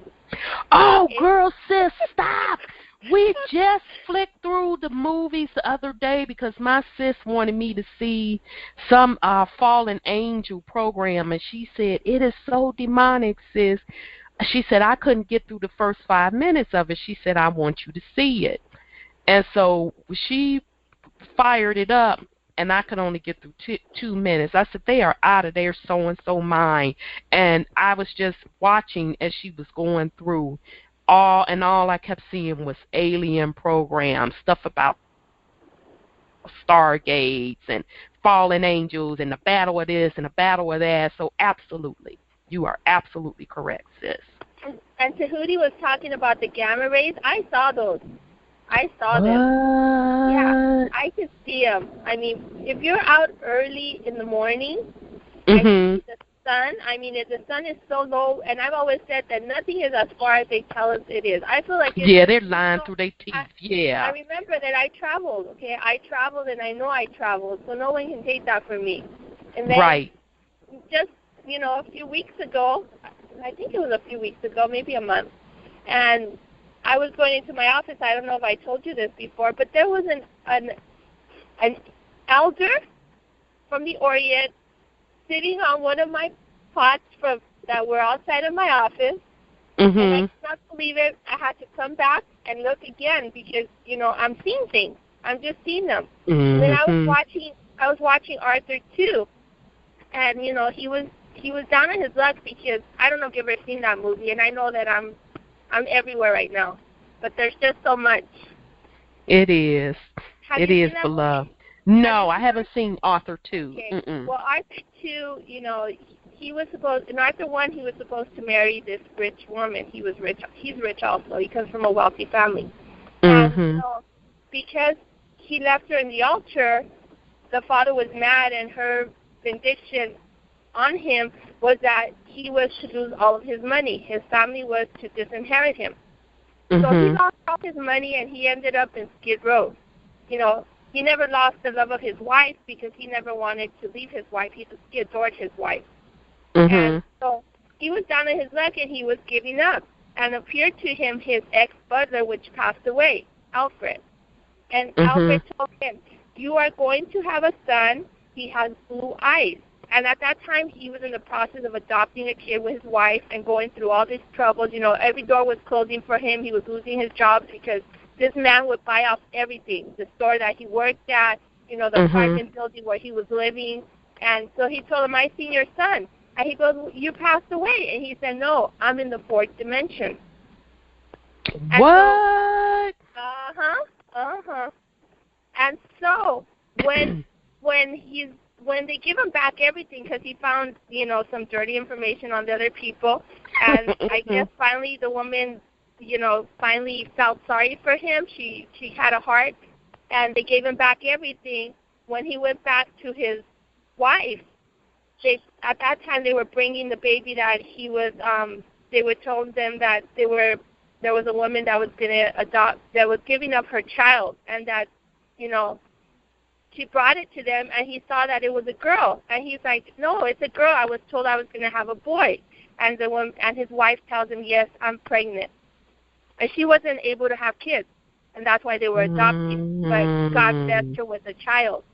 And so, like Dr. Henderson says, everybody will come back. That's because they're in another dimension, not because they've been buried or because, right. Right. And remember, I don't know if you remember, a couple of weeks ago, Enoch talked about how there's 3 places that the dead are held. And I think Brother Wendell brought in some information also in the Book of Enki how they describe these 3 different places. So that kind of blew my wig back, and I'm like, oh man, so those 3 places are the dimensions where folks are being held for the afterlife. So it would make sense when Dr. Henderson said that people would raise up. They're basically coming back from those dimensions into our realm. So, yeah, very, very good analogy, sis. No, and I was thinking too, when something gets in my head, it's because, Yah, he puts it in our head. That's the only way we have it in our head. Yep. And I'm thinking, wow, Dr. Henderson is visiting me. He's visiting me. He's looking over me. He's there with me. He's present because he's omnipresent. Absolutely. So he's here, there, and everywhere. And, absolutely. And I'm like, I tell my brother these things, and we're like, it's like we exchange notes, And then he shows me that in his room he has like this porcelain figurine, and it's similar to the same Orient elder that I saw with the long white goatee. I mean, it's amazing. Wow, that's interesting, sis, because a lot of people that's in our circle have talked about getting different visits. So either they're seeing these elders, and that they're of the higher order, because I had a similar experience, and I had to look like 3 times to make sure I was seeing who I thought I was seeing, and I was like so honored, like, whoa. Or they're getting people showing up out of the blue asking them for strange things, and they get this feeling over them like, now why is this person asking me this? And then once they leave, they think about it, and they're like, uh-oh. So it's almost like that person was visiting them from another dimension. So as I was sharing this with the sis, when she was, sharing a similar story to me, and based on what this person asked her for, I said, I find it interesting that that particular number they asked for, that's a divine number. And I said, did you so happen to, after you talked to this person, did you look back to see if they were still there? And the person said, no, I didn't look back. Why did you say that? I said, because I guarantee you, if you would have turned your head and if you would have looked back, that person would have vanished immediately. What? I said, yeah, because I've had it happen to me several times that I'll turn for a millisecond and look back, and that person is like gone. And I'm like, oh, okay, so that was just a visit, from, one of the galactics to give me a message or to let me know I was protected. So, yeah, it totally makes sense of what you're saying, sis. And do you see a lot of orbs? I have to admit, stars? I don't They're see like stars? No, I don't see the orbs. I always see different things with the sun, either energy being pulled from the sun. I'm assuming that's ships pulling energy from the sun, or the sun getting particular energy. Now, sometimes I do see stuff shooting across the sky really fast at night, but it's doing it in such a calculated way that it's speeding up, slowing down, going different directions. But I don't see orbs. How about the moon? Have you seen how enlarged the moon is? Yes, it's quite overwhelming. Absolutely. Yeah, last week it was like huge. It was over the mountain, and it was like huge. I've never seen it that big. Not even in the super moons or in the October moons. I've never seen a moon like this. Yeah. So, I mean, the gentleman that came on, he was talking about HAARP with the weather changes. No, they don't want us to say Nibiru because that's too close. They know right. what Nibiru is. they want it to be called Planet X, but it's Nibiru, and it's Nibiru. It's here right. because it's right by the sun. It's like, oh my goodness, but you can't even look at it. It blinds you. Yeah, and it's a few months ago. It's been probably about 4 months before we've had Chief Willie on. He's a Hopi prophet, and we talked about Nibiru and how it brings in its own set of solar systems. So it's bringing in its own sun, and it's bringing in its own moons as well as its own planets.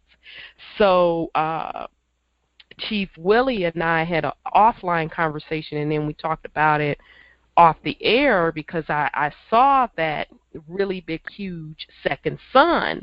And so he was like, yeah, that thing is gigantic. So, and a lot of people are mistaking that for Nibiru, and that is not Nibiru because Nibiru couldn't get that close up to us because it is so big and so powerful. It would destroy us. So that what we're seeing is the actual Nibiru solar system coming into play. But yeah, they don't want to tell you all of that, so they dance around it, like the article that I read from CNN earlier in the night, them saying that the comets that people are seeing, the strange lights that people are seeing, they aren't planets, they're comets. But yet the picture that they had displayed in that article was the exact position and setup of Nibiru's solar system. So, great point, sis. So you do have to get a little bit prepared as best as you can. It's not that easy at these times, but as best as you can. Water, like they said, canned goods.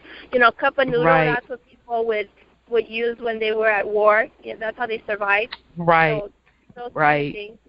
And I'm just going to suggest to the family, make sure you have a grill, make sure you have some charcoal, some lighter fluid, some matches, and some wood, and you can cook.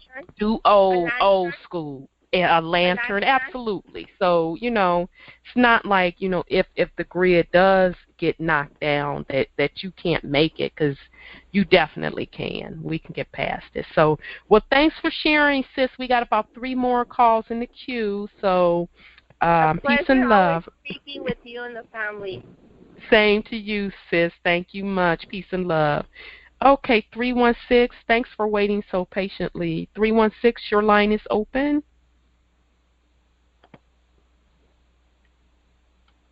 316, your line is open. Okay, 316. I'm sorry if I took too long. I'll try one more time. 316. Couldn't hear me. That's why you couldn't hear me. I have my phone muted too. Okay. I was trying to give you a chance because I know we took a little bit there. How are you, brother? Okay, I was just keeping my phone muted because you never know. Sometimes when you accidentally unmute somebody and they're unmuted, that you're making noise in the background and all that. But I appreciate that. Thank you. I started listening about 8:30, and I was listening about the weather mod, and I was thinking about the time a couple summers ago when I was measuring the cell phone tower with my EMF. I have a tri-field EMF Gauss meter, and I was measuring what the cell phone tower was doing because it was over 105 degrees for about 50 days in a row. Woo. And it got me feeling so bad because I could feel that energy. And when you're energy sensitive like that, they can mess with you big time. They can mess with your head, and you can't hardly have a normal sleep pattern. So when it costs you work and you can't work anymore, you start looking into these conspiracy things. And then I've seen these orbs in the sky before too, and the orbs will sit there, and you can look at them and turn around and say, hey, if you're standing next to somebody, look at that orb up there in the sky. I mean, you look around and it's gone. And it's like, what the heck was that? Wow. Was that one of those UFO? Was that one of those UFO things or what? I mean, I've seen even in the late 70s. I'm 55 now, so that tells you when I was late 70s. I was in my late teens, and we saw things that couldn't have been anything but a UFO then. I mean, it looked like a comet at first, and it took a big path across the sky like a comet would, and then at the last second, when it got to the far corner of the southwest sky, it took a right angle and went upwards, and in a rapid movement, it was gone within about 2 seconds. So it was like, I don't think a comet can do that. Exactly. Change directions. Exactly. Wow. So I don't know about all this stuff about people working on Mars that Shelley was talking about on the call yesterday, but I believe it's possible because there had to have been far smarter beings on this planet than us to build these pyramids and to construct all these sphinx and all that stuff. You can't tell me they did that with a hammer or a chisel, like they showed in our textbook. When they showed this stuff in our textbooks when we were kids, and I remember we were laughing at it back then. I was like, you can't tell me they rolled up all those stones on these big... It sounded like a bunch of crap back then. Absolutely. Like, how the heck could you roll those stones up those big logs like that and get them all in a neat... Absolutely. Yeah, that had to be a comedian to write that stuff for kids to be able to believe it, you know? Yes, absolutely, Brother Tom. Well, thank you for sharing. I've been thinking about becoming a conspiracy theory comedian because the world needs to realize laughter is the best medicine, and if you can't laugh at the way you used to believe about something, then you're the conspiracy theorist. So, yeah, you're absolutely right. That sounds like you may find a good niche there. Absolutely. I mean, there is conspiracy, but after a while, it's not a theory anymore when you can prove it and you've seen it, you know? Yep. Sounds right to me. Well, thank you so much for sharing, Brother Tom, and thanks for being so patient, brother. You're welcome. Thanks for keeping me in the queue I figured out how to unmute my phone there. No worries. Okay, peace and love, brother. Okay, the next caller is 313. 313, your line is open. Yes, can you hear me? Yes, I can hear you, brother. Hey, peace to you, Rhonda, and one heart, one mind, one spirit to the family. And peace unto you, brother. This is Harold. And not to harping on movies, but have any of you all seen the movie Jupiter Ascending? Yes, excellent. Loved it. Yep, that's loved amazing. it. Everything you guys were talking about in Enoch and stuff, that's in the movie. Yeah, I'm going to have to go back and watch that because Sis Linda, it could have been her first show or second show on prophecy. We all watched that movie, and we discussed it a little bit because she was saying, Brother Wendell, I'm getting a lot of feedback from you, so can you mute yourself for me? So she was explaining that movie tied very close to prophecy. So I think I'm going to go back and re-watch that movie, and that may be one of the movies that we'll put on our list to review on the show Illusions. But yes, I saw it, and it's a lot of stuff going on in that movie. Absolutely, right, because brother. you know, and like the lady said in the movie, that the most important thing isn't gold, minerals, or nothing like that, but time. Yes. And yes. The one bad son that inherited the earth, because one family owned the solar system, and he killed his mother. He got the earth, and he said we were to be harvested so he could sell more time. Yeah, that's what it was. Yeah, now it's all coming back, and that's why Sis Linda wanted us to look at that movie, because it all tied into that disgusting concept Weir Bank of harvesting time from people in exchange for a fiat monetary system. Right. So yeah, that's why she wanted us to review that, watch that movie. So yeah, I think that's one that I'm gonna put back on the list to do an analysis of. So thank you for bringing that up. Yep, then because they had to get the girl's DNA because she was a reincarnation of the mother, and she had to get her seal so she could get back in control of the trust. Yep. Yep. It was pretty deep. Yep. It was pretty deep. Now, if that wasn't in plain sight, I don't know what else to tell people, because that is exactly what we're living out today. Right. And they had the reptilians on there. Mm-hmm. And the Greys trying to kidnap people. Yep. And the one that was helping her, he said that he was different than her because he was spliced from the wolf. Yes. And he had pointed ears. Mm-hmm. I found all of that interesting. Back, right. Yeah, I'm like, wow, they really giving up all of the hidden stuff in this movie. I would like to know, where can you get the Book of Enoch? Actually, you can either buy it or you can Google it online and get a PDF copy of it. Okay. I think you can go to Amazon and get it. Right. Is it a hardback? I have the PDF copy right now. I think I want to search for a collector's item on it, because I've literally fallen in love with the book. Right. And I'm trying. It takes a lot for me not to read ahead. Right. So as I'm presenting it to you all, is how far I'm reading it, and I'm doing that on purpose because there's so many jewels in there. I don't want to spoil it. Right.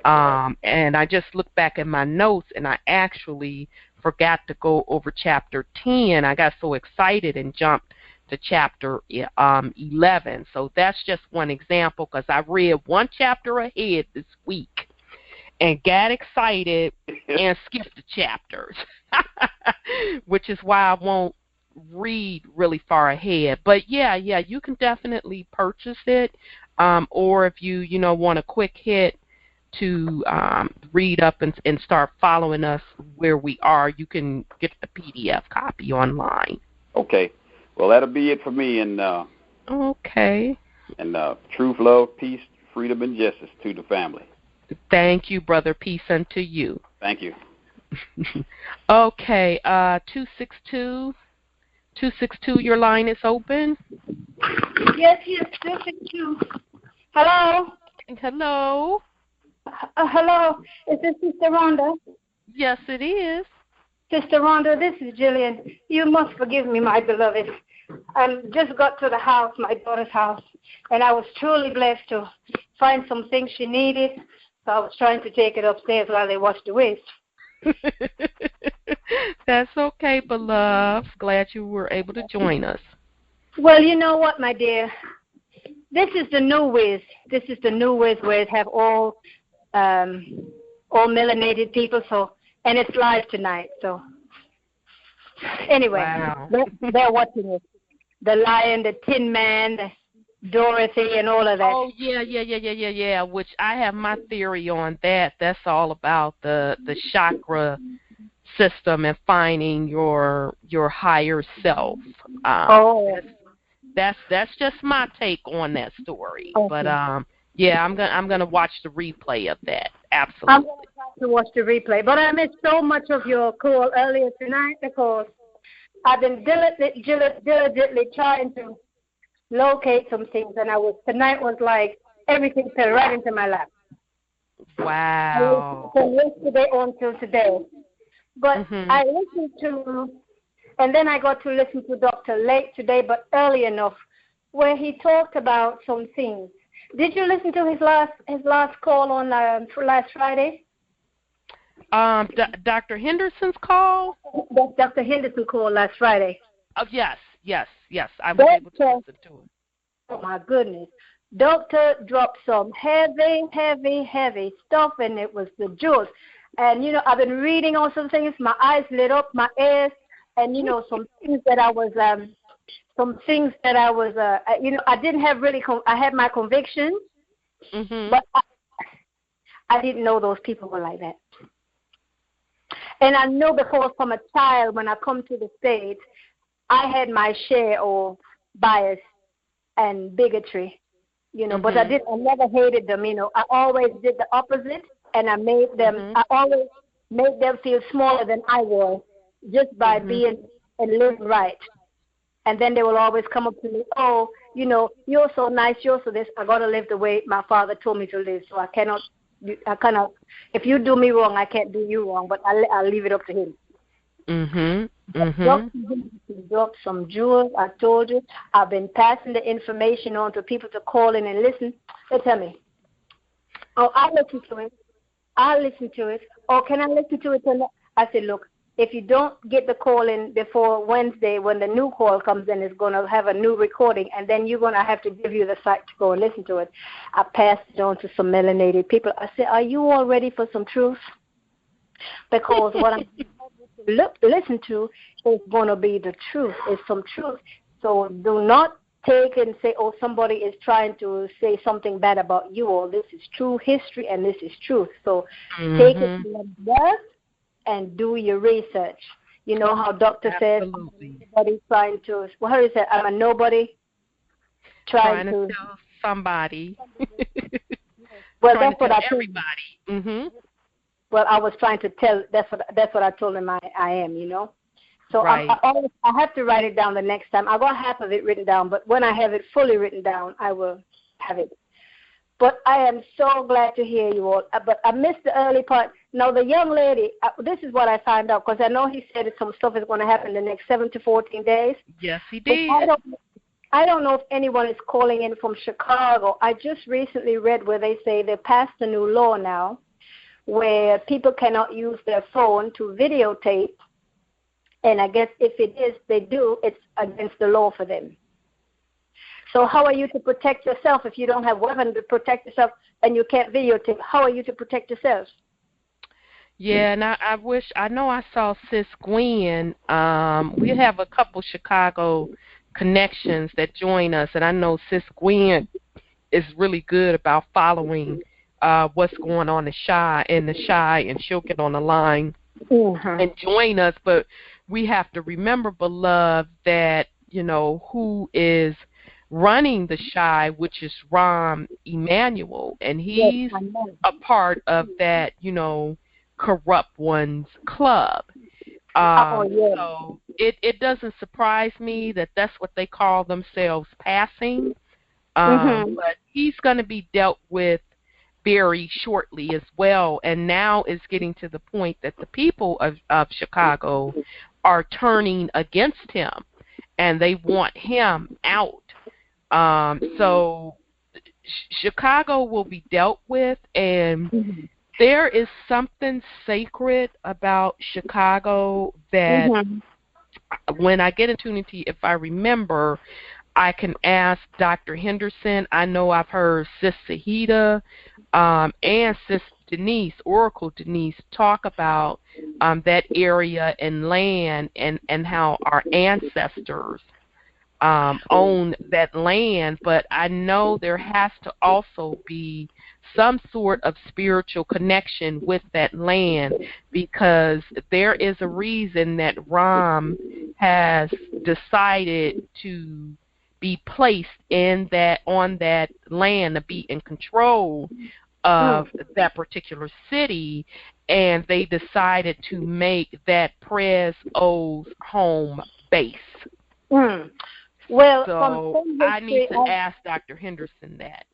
Okay. Well, from some history that I've been listening and I've been reviewing, is that I believe what I was told or from reading is Chicago at one time was inhabited by the Haitians. Interesting. And of Haitian descendants. The Levites. And so, and it's so much, they said one of the things with Marcus Garvey, you know how they do the voodoo and all that stuff, and that might come from the spiritual way from that sense, from that point of view. Interesting. Okay. Okay. That's what I was reading, and that's also I learned that Chicago. That's why they can't.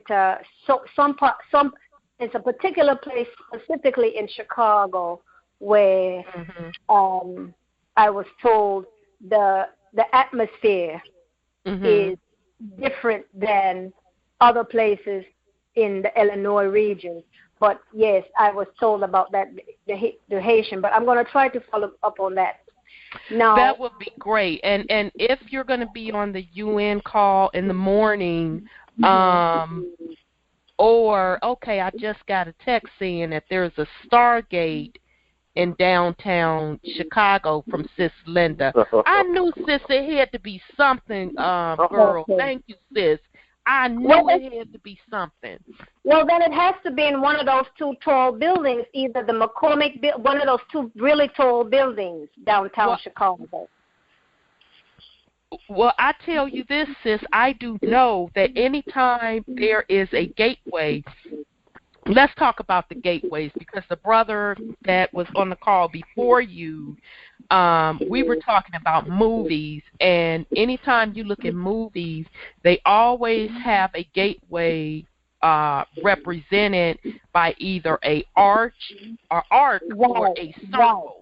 Because there is one in Detroit right by the water, and it's usually by a body of water as well. So I would agree with you. It's probably somewhere on Lake Michigan there's a gateway, because I know the gateway in Detroit is the GM building with the circle in front of it.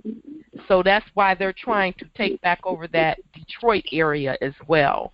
So that makes sense what Sis Linda is saying. I knew it had to be something. I'll try to review it tonight, because I am from the Chicago, Hoosier, Indiana area. I grew up around that area. So I know some particular buildings, of course. I know they redid a lot of the expressway and stuff down there. But what's close to the water off of Michigan would be because I used to work right off of Water Street. And you know they have the underground tunnel down in Chicago on Water Street. Yep. And you got Lower Wacker Drive. Yeah. I'm a native Chicagoan, and it just tickles me that I'm meeting so many native Chicagoans that are awakened. I'm just really, really chuckling on that. And I know that's not by accident. Very interesting. Okay. Because someone was also telling me one of those buildings, supposedly there's a tunnel they have in one of those two buildings. If it's not the McCormick, if it's the Sears Tower, what is the next tallest? The McCormick and the Sears Tower? What is the newest, most tallest? I think John Hancock, isn't that one right after Sears Tower? But okay. Well, yeah, sis, research it and come back in and let us know. Yeah, I will do that. I'm going to try to do it next Thursday. This month I'm working nights, so I missed a few things, but I'm trying to keep up with everything. But I'm so grateful. Now, the other young lady that came on earlier, she was saying something about California. I missed what she was saying. She was just, giving us the rundown of which I'm so glad that she came in and let us know. She said she literally saw the gamma rays, because Oracle Tahuti, Brother Tahuti, told us earlier that we're getting gamma rays sent to us by the galactics to start upgrading us for ascension. So she was just sharing with us that she can literally see the gamma rays, and also just describing to us things that she's noticing on the West Coast. Like she said, for example, the moon appears to be very, very large, and she noticed that the sun is a lot closer than what they're telling us, and how she's seeing those gamma rays coming in. Okay, because it was so funny that you said that. I'm not sure what they look like, but I'll tell you my experience. My experience, and I had especially like migraine headaches. But what I'm seeing is like ladders, spiral ladders that look like the DNA spiral helixes, but they're spiral and they have all the different colors in there, and I could see them. They look like spiral chains of stuff, but the DNA, I could see those. Mm-hmm. But I cannot say that only when I have like a migraine, that's when I see them. And then I could see all the different lights, and I could see the spiraling helix from all the different ones. I see those. Yeah, sis, that's an upgrade, because I get the same thing, except either it's right before I get a headache, a migraine, or after I get a migraine. I can just look at the atmosphere and then look at an object, and you're right, you can see the DNA strand. Yes, and it's so pretty because it's a whole bunch of them, like it's beautiful, like cords. It looks like a bunch of cords just hanging and floating around, but they're spiraling. But I've also been experiencing, and Dr. Hindu said it's my body upgrading. I've been experiencing some like burning, or also my chakra in the center of my spine, but up in the neck area. Mm-hmm, and then I've been experiencing some unusual feeling in where like my ovaries are. I can feel they just feel, it doesn't feel strange, but it's like a tickle, put it that way. Well, I put it to you this way. It is no accident. Tonight I know that, those that have been on this call, you missed the Wizard of Oz live, which they call The Wiz, with an all melanated cast, I may add. That is no accident that they put that out there at this time. As I stated before, The Wizard of Oz is about our chakra system, and you're rising to the highest level of Kundalini to get to that Christ consciousness state. So everything that you've been describing, sis, and what Oracle Tahuti was describing and telling us earlier, with these gamma rays coming in and upgrading us and preparing us for ascension, or we are ascending, they know that. That's why when I saw The Wizard of Oz getting ready to come on, I said, hot dog, I know why y'all putting this out. I already know. Because you know what time that it is. Oh, okay. Well, see, I was unfamiliar, and my daughter was, Mom, you can't interrupt me right now. We're watching the Oz, and it's live. And I was like, okay, I'll probably get some information about that tonight. Yeah, but that's what that is about. That whole The Wizard of Oz has always been about a journey of raising your Kundalini energy via your chakra systems. Because if you look at the different colors that's represented in that movie, they are all the colors of the chakra. Yes, they are. Shoes being red is at the bottom of her feet, representing the root chakra. Okay. And you have the eyes, who is the heart chakra, being green. Okay. So it is no accident that they just so happen to want to put out the melanated cast discussing The Wiz. I tell you. Now, was it you last week or this week that talked about the body where we can go to a certain age, we can select a particular age we would like to be? That wasn't me, but I have heard several people say that once everything gets to change over, that if you want to decide what age you want to be, or how you want to upgrade your body per se, that you can certainly do that. So, you know, I don't know how true that is, but, you know, I'm just getting my list together. I only want a couple of little things that I feel like done, but I've heard that. Well, I feel like I'm 20 now because I have these young people, and I have to tell them, you'll have to keep up with me. It's not me keeping up with you. You got to keep up with me. And see, that's what I say. I'm like, I don't have to change my age. Just, you know, give me a few little tweaks, you know, and then I'm good. We can just keep it popping. So, yeah, that wasn't me, sis. So, well, thank you so much, sis. I want to get to the last caller. No problem. Get to the last, and peace, love, truth, freedom, justice to all my brothers and sisters and my beloveds. And have a safe journey if you're traveling tomorrow. And I love you all wholeheartedly. Love you too, sis. Love you much. Peace and love. Okay, 216-216, your line is open. This is Sister T. Hey, sis, how are you? I do well. How are you guys doing? We are doing well. Great. We are doing well, beloved. Great. Peace and love to the family. I kind of forgot probably what I wanted to. I'm sorry. But listen, something that really crossed my spirit, though, you or Brother Wendell mentioned, did you mention Mount Ararat?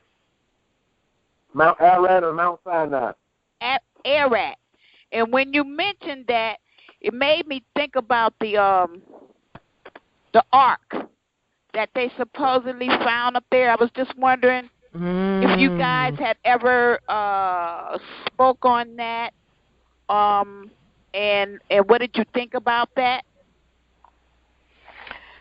I've never spoken on it because I did hear where they allegedly said they found, you're speaking of where they claim they found Noah's Ark. On one of those mountains in Iraq. No, they supposedly is up in the Mount Ararat. One of them up in there. I don't know how the landscape of it is up there, but supposedly it's sitting up in there, and supposedly the wood was kept, in a petrified state. I think it was like in ice or something. Oh, really? Brother Wendell, do you remember hearing anything about that? Yeah. That's Mount Ararat. Mount Ararat is like right up in, it's before the Caucasus Mountains in Turkey. Okay. So do you guys give any credence, and you're reading out of the book of Enoch and Enki and all like that? Do you see any kind of anything going on with? The only thing that I came across in the Lost Book of Enki is Enlil had to go to the mountains or somewhere where it was cooler because he couldn't handle the heat down there in the Eden. I think I remember you speaking of. Yeah, I remember that. They said he went north, so it had to be Mount Ararat because that's north of that area. They have the Zagros Mountains to the east, but I don't know if that's where he went, because they say he had to go somewhere where it was cool. But what about supposedly them finding the ark up there? Do you think there's any credence to that? I don't know. Hey, when I talked about that from the Lost Book of Enki, I was, for all we know, what they found was Enlil's house. Because he built him a house up there. Right. And who's to say that the ark wasn't Enlil's house? I mean, I don't know. That's what I'm saying. I mean, I don't know because I haven't. I'm trying not to read ahead because I messed up tonight and went ahead one chapter, so I'll have to go back and pick up chapter 10. So I'm trying not to read ahead in the book of Enoch, so I don't know how far it will go into the story of Noah to validate that. So I can't give an opinion on whether or not it's authentic or not, but I find it interesting. What I do find interesting, whether it's authentic or not, that they even chose to say that area. Yeah. That within itself is very interesting. Yes. Yeah. And I can understand you in the reading and going ahead, because I'm telling you, this information is so fascinating that it would make you just want to go head on with it. It's really hard for me not to sit down and just read it and knock it out, and it has consumed me so much that's why we're behind on our tarot reading show with doing When Rocks Cry Out, although we are going to do a show on that this month because I've gotten pretty far in the chapter, and that even ties into what we're speaking on, and I'm like, whoa, this information it's just deep. All of it is deep, and the pieces are coming together. Yes. You know what, Rhonda, what I think what I know we're gonna end up having to do. When we finish our respective books, what we're going to do is put together something like an overview and go back over, because I went back to tablet 6 in the Book of Enki and came back forward in the last couple of weeks. And it's a whole lot of detail in there that we haven't even talked about. I mean, I'm sure. So we're going to be on this for a while. I already know that. I already know that, because I also want to start bringing in, since the Book of Enoch now is bringing in Noah, we got to bring in the Holy Bible scriptures into this. Yeah. So we're going to be on this for a little minute. Yes, I believe you guys are absolutely right on that. And then another thing I wanted to speak, I'm not going to hold you real long.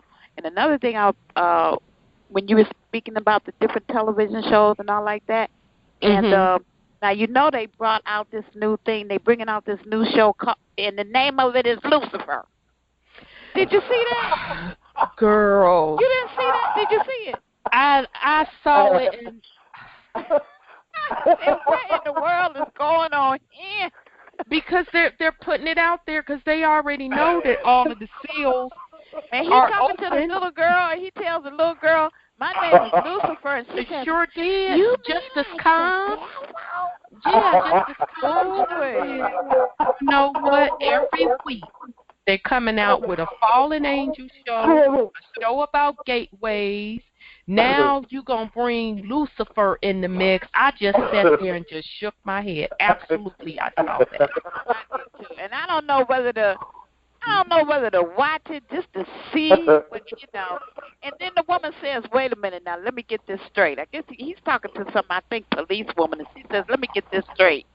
You're Lucifer, and you want to take a vacation from hell, and you came to L.A." And he said, "Yes. Where else would I come?"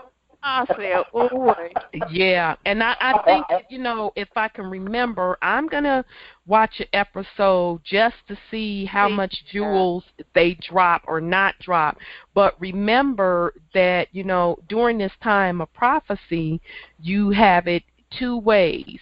You have people that either sit in the churches, but yet they still don't see that the prophecy is being fulfilled and we are in the book of Revelation and all seals are open. Or you have the other side that they don't believe that Lucifer exists. So just based on what you're telling me now, I think they brought that show out to put it back in the people's face to see and gauge, well, do people really believe that Lucifer exists? You see what I'm saying? Yes, yeah. I think it's going to have a lot of ratings, a lot of viewers. I really do. Yeah, I do too. I do too. And it'll probably be a lot just out of curiosity. Yeah, it will probably be a lot out of curiosity. But again, remember, they put this stuff out there to gauge the consciousness of the people. Yeah. That's why they're putting this stuff out there. Yeah. All right. I love the show. I love you. Sis. I love your channel. And you guys keep on keeping on because this is it's beautiful. And I'm loving every minute of it. One mind, one heart, and one spirit. Absolutely, sis. Peace and love. Thank you so much for your support. Okay, the last caller is 951. Make sure I open you up. 951, your line is open. Hello. I needed to come back because Jillian asked a question, and I didn't want her to go to sleep without listening to her answer. Dr. Henderson says, I am a nobody who can tell. Ready? I am a nobody who can tell everybody about somebody who can save anybody. Love it. Say that for me one more time, beloved. I am a nobody who can tell everybody about someone who can save anybody. Love it. Love it. Okay, so sis, Jillian, I hope you got that. And I'm going to go back to the replay and write it down myself so I won't forget it or I'll know how to repeat it as well. So thank you so much for that, beloved. Sis, I had the Book of Enoch. I had it for over 10 years. And when I started talking to Dr. Henderson about 2 years ago, I read him some parts of my book because I had it. My mom, she was a little bit whacked back then because of the medication she was taking. And she used to tell me that was my witchcraft book. Well, I think she witched me because I loaned my vehicle out, and at the time there was a glitch in my my alarm, and somebody stole my book from my car. But you know that I had that book for over 10 years. I got it at a bookstore in West Hollywood, which was I found it. I found that book, and I wasn't looking for it, but that book came to me. That book found you. On the cover, it had Yahweh, YHWH. What? Yes, sis. Well, whoever took it, I guess they needed it more than you needed it at the time. So, yeah, I want to find a hard copy, and I want to find it just like you found your Book of Enoch. And I'll know when I find it, it'll be right for me because I have fell in love with this book, and I definitely want to make it a collector's item because it's a gem of information. So, yeah, I'm definitely... It talks about the New Jerusalem, because that's what I read to Dr. Henderson, and it says it in capital letters, the USA is the New Jerusalem. Wow. See, don't tell us that, sis. See, there you go. I'm sorry. Telling ahead. This is why I don't read ahead, because I don't want to give away those jewels. Well, you're actually living in the future because you went to from chapter 9 to chapter 11. I know. I time traveled already, didn't I? Yeah. Absolutely. But yes, good point. I had that book. I had that book in my hands, and it was a hard copy. I don't know. It must have been one of the originals. That's all I can say, because it was a long time ago, over a decade ago, and I read parts of that book on the conference calls in one of Dr. Henderson's first calls when he started with Midwest. Wow. Okay. Well, now we've put it out there, so we'll be granted those special edition copies of Enoch. We're ready to receive them because Enoch, I know you hear us. We love that book, so we want those copies. So I know he's gonna bless us with that book. Yeah, you know that, and I know that. Give it to him. I know it. It hit me. I'm like, wait a minute, I could just ask Enoch. So yeah, we're gonna get those books. Absolutely. So, there you go, sis. Well, you have a beautiful night, sis. Peace and love. You do the same, sis. All of you and all the family. Okay, peace and love, sis. Love you much. Okay, Brother Wendell, I know we kept the family extra long tonight, so you have any last words for the family you would like to share? Just keep your seatbelt on, because it's going to be a long, wonderful ride. Yes, it is. Yes, it is. Pop your, like Sis Shelley say all the time, pop your popcorn, because you all... it's about to be off the chain. It's already off the chain, but it's really getting ready to be off the chain and have your wigs blown back, because all of this stuff is manifesting as we're on this call, and the physical stuff, that's why they're moving so fast with the false flags, trying to reverse it all. It's not going to work. But even on the physical side, things are moving pretty fast. And, you have the bear, Russia, and the lion, Germany, and the leopard, China. It's specifically the leopard and the bear. On the physical side, they're making it do what it do. So we are moving into the new system quite rapidly. So just be ready, but you just sit back, stay out of the way, and keep studying and doing your research, and you'll be fine.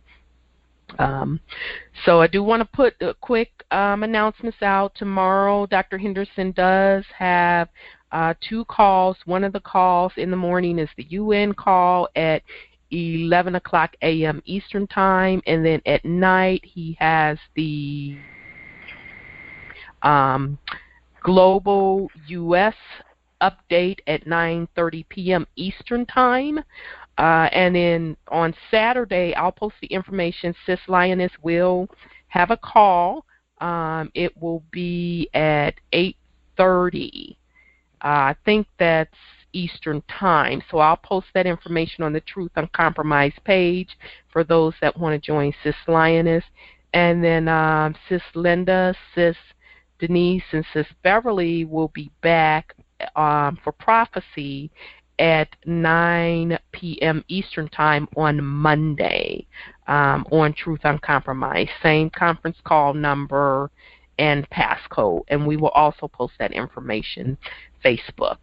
So with that said, family, we're going to close out tonight. I want to thank you so much for joining us.